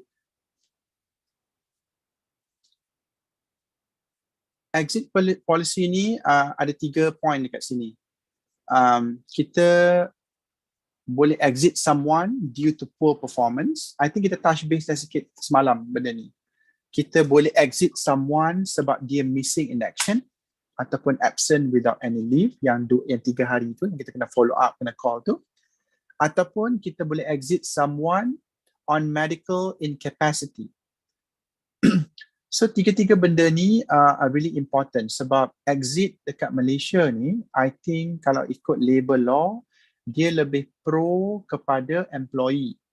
Sebab tu bila employee report something yang they call it or they claim unfair dismissal, normally the labour office ataupun IR office akan buat investigation, akan panggil majikan, bawa berbincang, tanya apa salah, tanya apa evidence dan semuanya. So that's why kalau HR ni kita nak buang seseorang, sama ada tak kisahlah daripada 3 aspek ni pun, daripada 3 point ni kita kena ada a solid justification, kita kena ada a proper documentation so that bila benda tu berlaku, naik court dan sebagainya, kita dah well prepared. Sebagai contoh ya, kalau kita nak buang orang disebabkan oleh poor performance, dalam bracket kat sini dia tulis after performance improvement plan.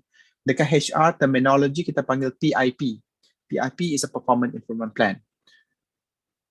Kebanyakan manager kan, kalau employee tak boleh perform, straight away tak nak dah. Contact HR, aku tak nak orang ni, aku nak terminate orang ni. Kenapa nak terminate? Oh, sebab poor performance. Kenapa poor performance? Oh, sebab dia dapat 1-2 tahun berturut-turut.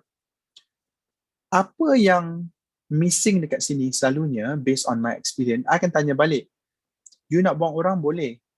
Apa yang you dah buat untuk make sure orang tu bangkit semula ataupun nak buat orang tu improve? So these are the missing parts actually. Kita tanya balik, you pernah buat ke performance improvement plan? Tak pernah. You pernah bagi tahu kat dia ke dia performance sebab apa? Tak pernah. So kalau benda tu tak pernah dan missing, bila kita pergi ke labor court, kita akan kalah. Kita kena bayar balik. Daripada hari kita buang tu sampai case tu didengar.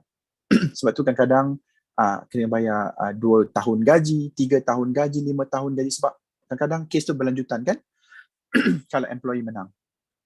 Jadi the best way is that bila kita nak manage poor performance ni, start daripada awal. Kadang-kadang employee ni dia good performer, tiba-tiba tahun ketiga poor performance. Bila tiba-tiba tahun ketiga poor performance, manager ambil mudah. Manager terus kata, ini setahun ni je berlaku ni. Dia tak buat apa-apa. Sepatutnya dia kena address the time tu. Dia kena buat some documentation. Kena rajin sikit lah benda ni ya. First, kena address. Yes, regardless of last 2 years, unfortunately this year, you low performance because of A, B, C and D. Having said that, saya nak buat, implement performance improvement kat you dalam tempoh 3 bulan atau 6 bulan, depending ya. Kadang-kadang setengah company dia ada policy 6 bulan. Setengah company tak ada policy, is up to the manager. Contohnya kalau kita buat 3 bulan, every month kita kena review dengan dia, gap apa yang dia ada. Apa yang membuatkan dia poor performance. Okay? So kita kena buat one-to-one session, kita kena document, agree apa yang ada. Okay. Bulan kedua pun sama, bulan ketiga pun sama, kita simpan benda tu as one piece ya. Tiba-tiba datang tahun kedua, poor performance sekali lagi.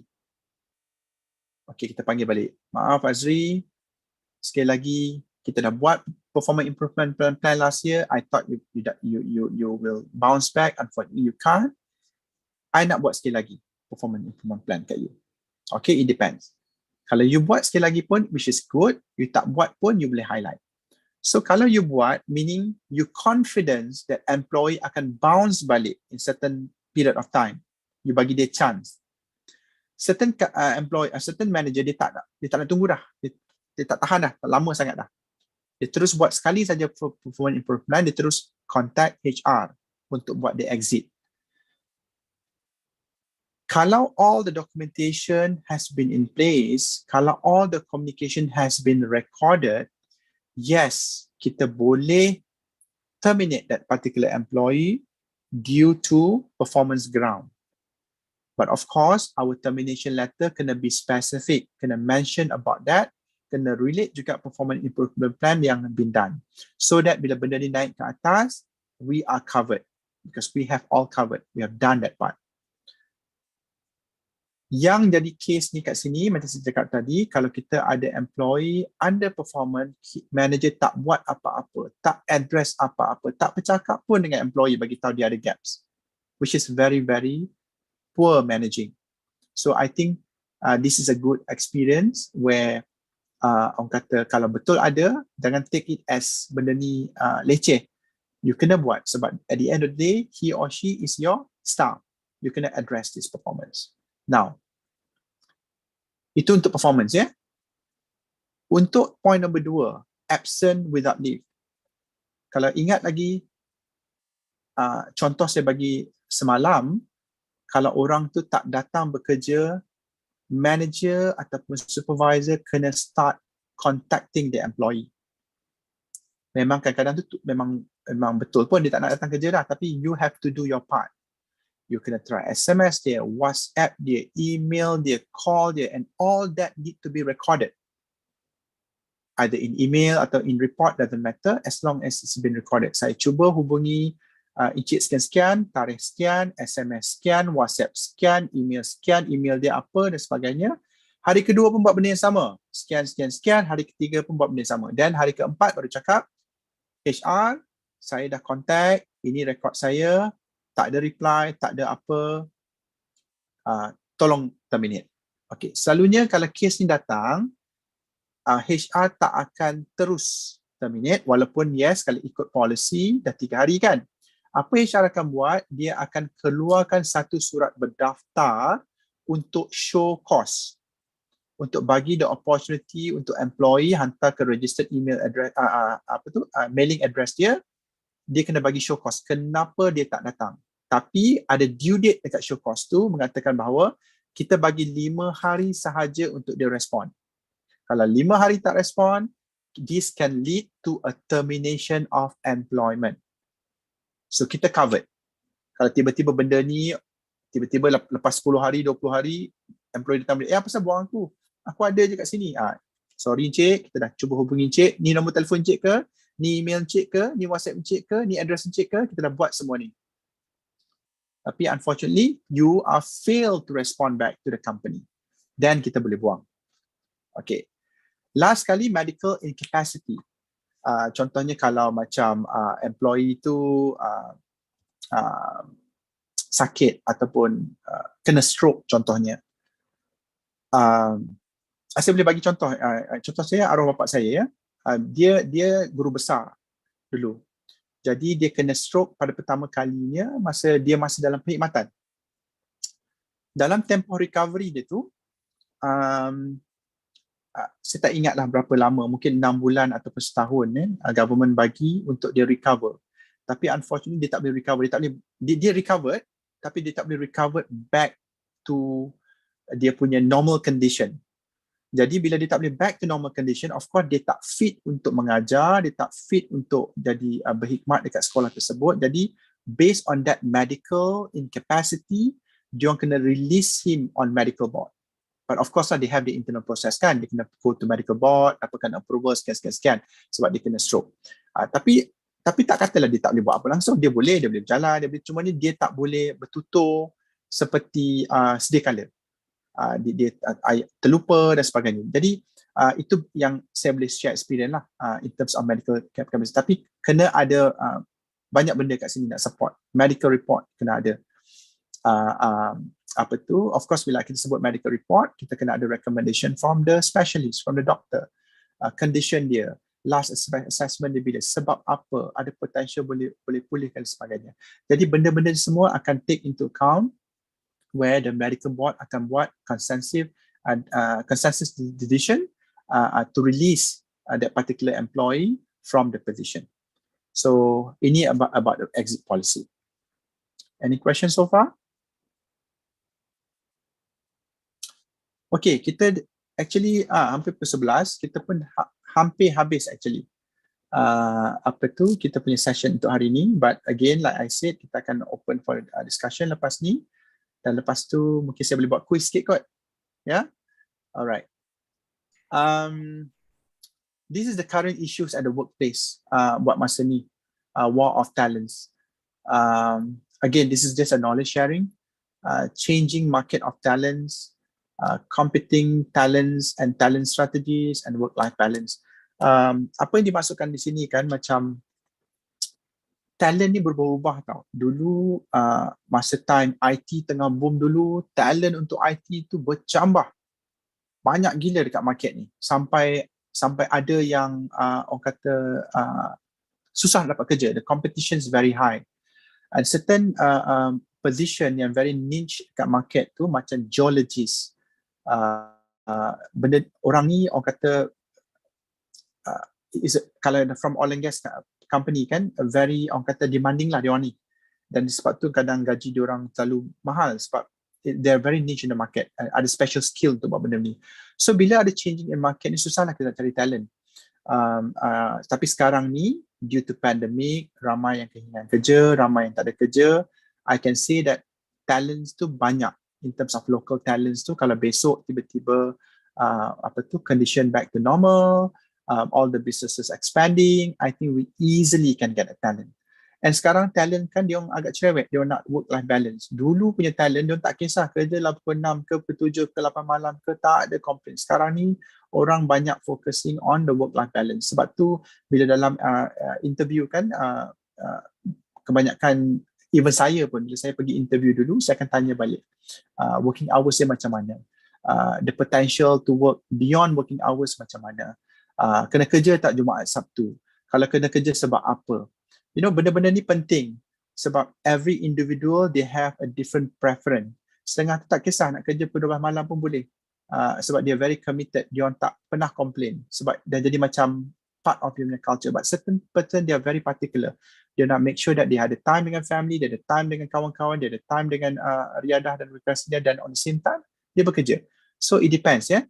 So kalau kita particular on work-life balance ni, kita tak bolehlah kerja dengan I would say international punya company. Sebab kadang international company you kena deal dengan different stakeholder from different countries, time zone berbeza, issues and request pun berbeza. Kadang-kadang macam tu ya. Tapi kalau benda tu berlaku once a while, for me personally, I don't think that gonna be an issue. Tapi kalau everyday macam tu, yes, then it will create a work-life balance, orang kata ni. Berbalik pada work-life balance kan, saya nak touch sedikit pengalaman saya bekerja di Qatar selama 8 tahun. One thing good about bekerja di Middle East ni, they are very committed towards time. Contohnya, kat sana start awal ya, kat sana kebanyakan bekerja start pukul 7 on average. Pukul 7 dah start kerja dah. Tapi habis pukul 3. Paling lewat pun 3:30. Government lagi awal. Government habis pukul 1:30. Jadi, you ada masa. You ada banyak masa untuk family you. Even dan dia orang tak believe in buat meeting selepas waktu bekerja. Okay, maksudnya kalau waktu bekerja you official working time you sampai pukul 3:30, you janganlah buat meeting pukul 4. Memang you akan kena balik. Walaupun kerja tak siap, wait for tomorrow. So that's one thing about you know that experience that I've gone through. So meaning kalau you kena stay back pun, let's say in my case, I habis waktu official kerja I habis 3:30. Normally I akan spare 30 minit saja untuk buat additional work. Mungkin saya nak catch up email saya terlalu banyak meeting hari tu, mungkin saya nak plan untuk besok, saya ambil masa 30 minit saja. Jadi bila saya balik pukul 4, kat sana lagi lah tak ada traffic jam kan, 15 minit, 20 minit sampai rumah. You sampai tu masih petang tau. Masih ada orang kata apa, matahari lah kan. You can still play with your kids, you can still bring them to the shopping mall, you can even nak keluar tengok movie on weekdays, tak ada issue. Sebab time dia balance untuk family. Tapi untuk time kerja tu time kerja lah. Memang they really focus on that. You have to achieve certain specific task, specific target on that particular day. You kena buat. Like I said, dia start pukul 7 dan setengah tu datang pukul 6:30 dah. And furthermore kat sana ialah kalau time subuh dia awal kan. Jadi dia start awal kat sana. Another good things about that is during the Ramadan period. Kat sini secara ratanya kita habis kalau time Ramadan kita cuma minus 1 hour ataupun 1.5 hours macam tu kan. Jadi kalau official working hours kita sampai pukul 5, kita boleh balik pukul 4. Kalau official kita habis 5:30, kita balik 4:30. Tapi kat sana dia kita bekerja 6 jam saja untuk dalam bulan puasa. Jadi contohnya berbalik tadi kalau kita start pukul 7, pukul 1 dah habis. Maksudnya bila lepas you semayang Zuhur tu dah tak ada apa dah. Memang office kosong. Jadi bila you balik rumah masih lagi tengah hari kan, nak masak pun awal lagi. Sana buka puasa dalam pukul 6:30 lah within that time. Jadi it's still too early. Tapi cumanya of course dia tak boleh pergi jalan dan sebagainya sebab kat sana during Ramadan memang semua kedai tutup. Kecuali hypermarket. Diorang start buka pukul 5:30 ke atas. Jadi memang dia dedicated time Ramadan tu untuk you beribadat lah kan. Jadi which is a good experience, I would say that. Then of course I'm not saying that I'm complaining that kat sini tak ada work life, tak. Cumanya cuma nak compare experience yang saya alami kat sana versus apa yang orang expected daripada sini. Tapi itulah certain company memang work life balance is going to be a challenge sebab because of the demand, because of the expectation level from the board, from the management dan sebagainya. Jadi for me at the end of the day you have to manage your own time. Yeah. Okay. Dekat sini ada satu gambar ni dia mengatakan bahawa whatever happens in HR stays in HR. I think that's more towards the confidentiality. HR ni bila kita kata kita deal dengan confidential information kan, baik gaji orang, grade orang, potential promotion, transfer, secondment dan sebagainya. Di sebelah kanan tu dia kata the hardest challenge being HR is that sometimes you have to be a lawyer, the judge and the hangman. Jadi saya kata betul jugalah kot statement ni sebab kadang-kadang everything people will come back to you. HR please advise. HR please advise. HR please advise. They cannot make decision. That's why I think this session is important because we are learning HR for non-HR. For me, semua manager, regardless marketing ke, account ke, nurses apa ke, you are a HR manager. Because as long as you manage an employee, you are the manager. But before you touch base dengan HR, at least you come with a proposal. That's what I really encourage my manager to do. Jangan datang dengan tangan kosong. You datang dengan masalah, give some proposal. I want to listen to your proposal. I want to listen to your observation. Then from there, we can have the further discussion. Kan? So I think that's better rather than throwing everything to HR. Lampu tak menyala lah HR. Toilet tersumbat pun HR kadang-kadang, you know. So benda ni dah jadi macam dululah culture kan. So now I think we start promoting that, you know, manager take accountability. That's why you are manager. That's why you have direct report, because you have to be accountable to each and every employee you have. Okay. So I think that's pretty much about HR for non-HR for the last 2 days. I hope that what I'm sharing will be give some benefit to you.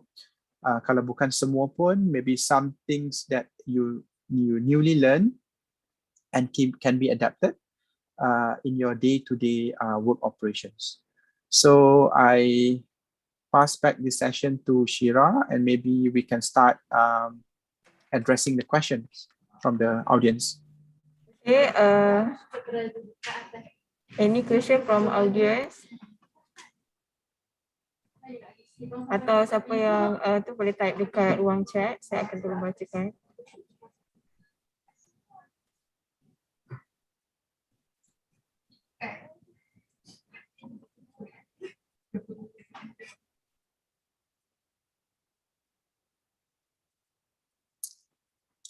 tulis boleh, nak raise hand pun boleh. I'm okay.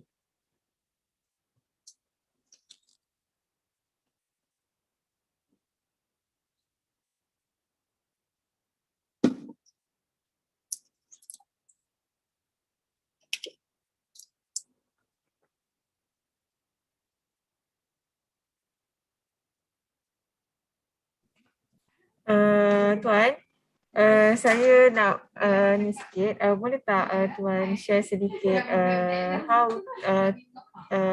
macam mana training di private punya company, macam Tuan pernah di Brunei dan Qatar kan? Ya, betul. Macam mana training dekat sana, training untuk develop staff kat sana? Okay, macam saya cakap tadi kan, kita punya training ni ada, I would say that saya pernah experience dua peringkat yang berbeza. Peringkat pertama di mana kita panggil pre-COVID. Time tu life as normal, people can attend training dan sebagainya, ya. So di mana kita really promote in-house training ataupun at least employee akan attend training outside. Itu satu in terms of attendance. Tapi bila kita kata training and development, kita tengok first of all, each department dia ada own budget. Based on that budget, normally training department akan minta kita hantar proposal after the budget approved. Contohnya, katalah budget untuk marketing department, kita ada 200,000. Jadi 200,000 ni kita nak guna pakai untuk siapa? Jadi dia start nominate lah. Ali, Abu, Acong, training A, training B, training C. Okay, bila training management dah consolidated submission tu, first dia akan go through, okay, ada budget, lepas. In terms of budget dah lepas. Secondly, baru dia buat training assessment. Dia akan tengok Ali, Abu, Acong tadi tu perlu ke tak, kenapa manager dia nominate dia untuk this particular training. Kalau ada gaps, yes, pass. Kalau tak ada gap, dia akan push back kepada manager untuk bagi further justification. So at the end, dia akan ada satu list, updated list ataupun approved list di mana dia akan approve dan dia akan bagi schedule lah.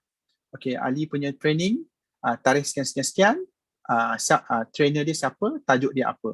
Tapi dia akan bagi future date. Selalunya dia akan bagi sebulan awal untuk that training.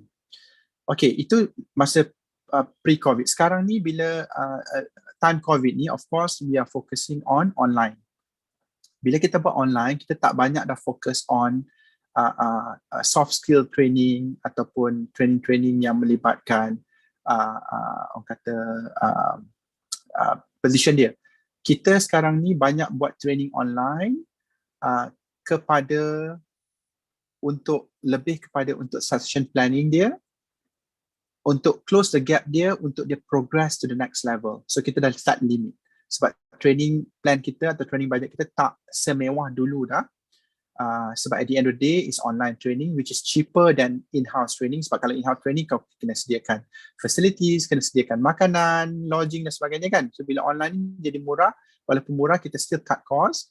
Kita buat untuk specific position dan juga untuk dia punya succession planning. Katalah target role dia daripada manager untuk senior manager dalam tempoh setahun, apa gaps yang dia ada, apa gaps yang dia perlu fill up in order to achieve that target position.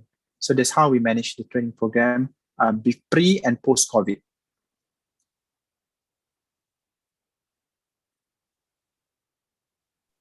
Okay, thank you Tuan. No problem. Tak ada soalan hari ni ya? Quiet. Okay, kalau tak ada soalan, saya nak bagi quiz dan. Okay, saya akan bagi 3 soalan dan untuk 3 orang yang berbeza ya. Orang katalah orang pertama dah jawab, orang pertama tak boleh participate soalan nombor 2 dan nombor 3. Dan ketiga-tiga ni ada cenderahati daripada saya.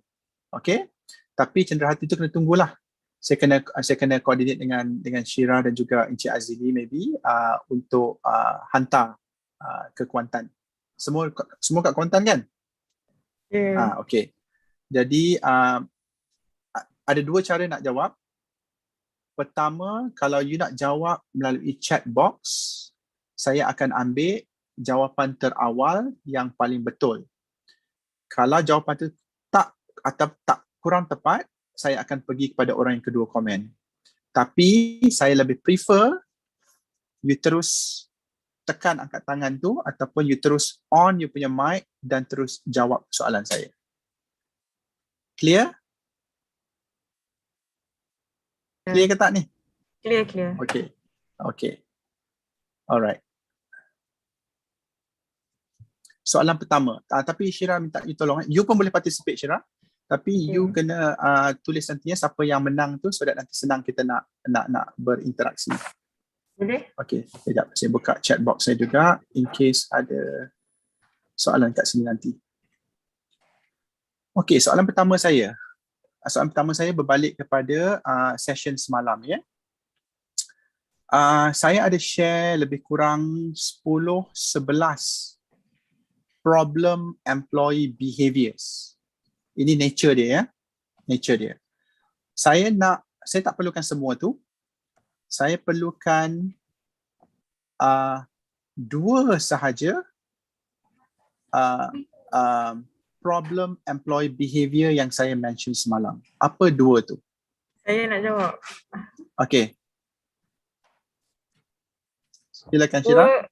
Poor job performance dengan resistant to change. Okay, betul. Jangan tengok slide ya. Okay, Syira tak boleh jawab dah. Yang pertama dapat kat Syira. Tak boleh jawab dah ke? Tak boleh jawab dah. So kita bagi seorang satu hadiah aja. Okay. Alright. Okay. Soalan kedua saya. Ada 2 jenis kontrak, employment contract di dalam terminologi HR ni.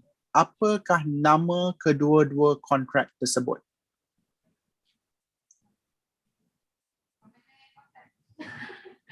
Cepat Kak Mas.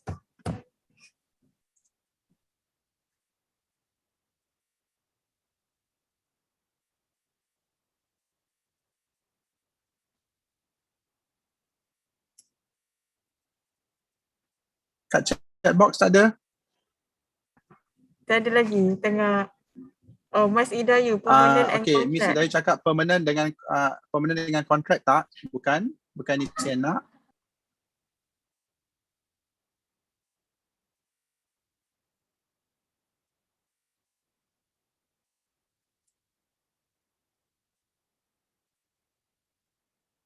Saya nak kategori. Employment contract tu ada 2 kategori. Bukannya type of contract. Kalau type of contract tu kita ada permanent, contract, temporary, part time, semua tu ada contract. Tapi saya nak tahu employment contract tu ada dua kategori of employment contract. Saya boleh bagi tips kat sini. Satu tu contract untuk employee, satu tu contract untuk vendor. Tapi apa nama contract untuk employee tu, apa nama contract untuk vendor tu? Yeah, Idayu dah jawab betul. Contract for service and contract of service. Okay, kalau Idayu boleh jawab soalan saya, yang mana satu untuk employee, bukan contractor? For service ke of service? Tak apa, you dah jawab betul dah. Saya cuba nak test you lagi. Idayu, kalau untuk employee, yang mana? Contract of service ke contract for service? Dia tengah menaik. Okay, tak apa.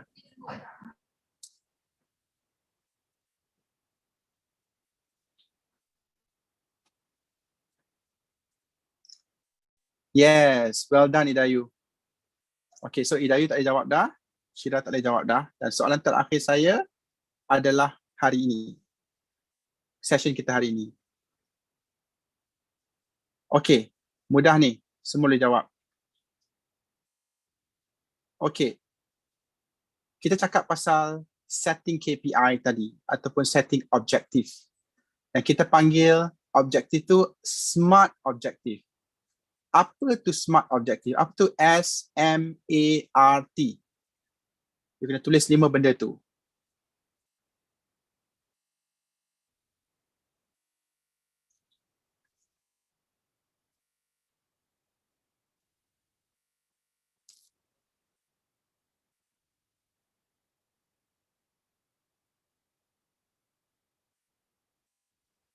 Okay, Azim, specific measure, okay, tak cukup. ART, achievable. Okay, almost there, Azim. Yes, and one more. Well done, Azim. Well done. Okay, well done semua. Well done Shira, well done siapa tadi? Idayu dan juga Azim. So, insyaAllah saya akan arrange, bagi saya masa 2 minggu ataupun lebih sikit untuk saya arrange some token of appreciation daripada sini untuk 3 orang ni ya. Okay, ada soalan lain tak sebelum kita beransur hari ni?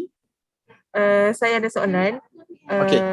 As we conduct mostly training on online, macam mana nak bagi staff to commit untuk ni lah attend the training? Macam mana kalau kita conduct training online? Macam mana nak bagi staff to commit? Sebab as a hospital, diorang ada shift semua. Kadang-kadang diorang tak boleh nak fokus. Betul.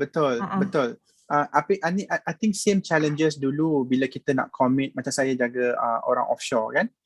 Diorang punya rotation lain bila dia kena offshore. So memang kita kena cari specific time yang orang tu kena commit. At least kita kena plan lah ya. Macam contohnya kita tak tahu, katakan kita tahu orang tu akan free 17 hari bulan 9 based on dia punya schedule. So kita kena commit dan dia pun kena commit. Tapi kalau lah kosong ataupun 2 ke 5% lah ya, akan ada emergency at the end. Benda yang kita tak boleh nak kita tak boleh nak elakkan, tak boleh lah nak buat macam mana kan. Tapi kita kena minta employee to commit sendiri, because at the end of the day training ni is about his own goods kan, untuk dia punya development. At the end of the day both organizer dengan employee kena commit that yang block the date yang kita dah bincang sebelum tu.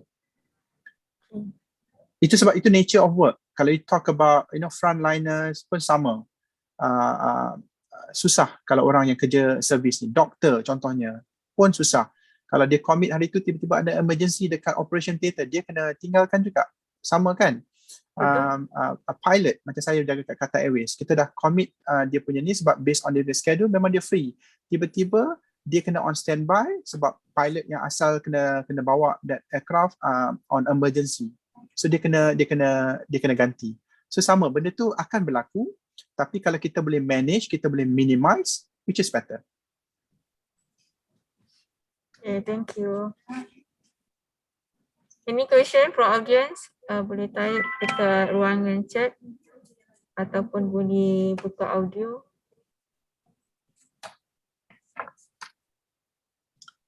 Shira dekat office Saya kat office. Oh, sebab tu kena pakai mask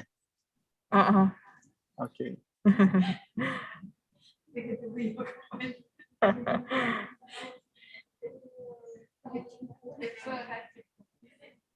Okay, kalau tak ada Shira, in case ada soalan-soalan yang berlanjutan lepas ni, boleh email ataupun boleh WhatsApp saya, dan insyaAllah saya boleh address lah kalau ada situation ataupun ada isu yang saya boleh advise in terms of HR. Ya? Boleh Encik Ansel. Okay. So nanti kita communicate balik pasal nak arrange hadiah tu ya? Boleh. Alright. Okay. Thank you terima kasih semua. For the talk. Terima kasih semua. Yeah, thank you for having me. It was a pleasure for the last 2 days sharing my knowledge dengan you all semua. Alright. Thank you everyone. Assalamualaikum. Thank you. With that, we end our talk with Tasbih Kifarah and Surah Al-As. Thank you all. Boleh isi feedback form dan attendance untuk CPD points.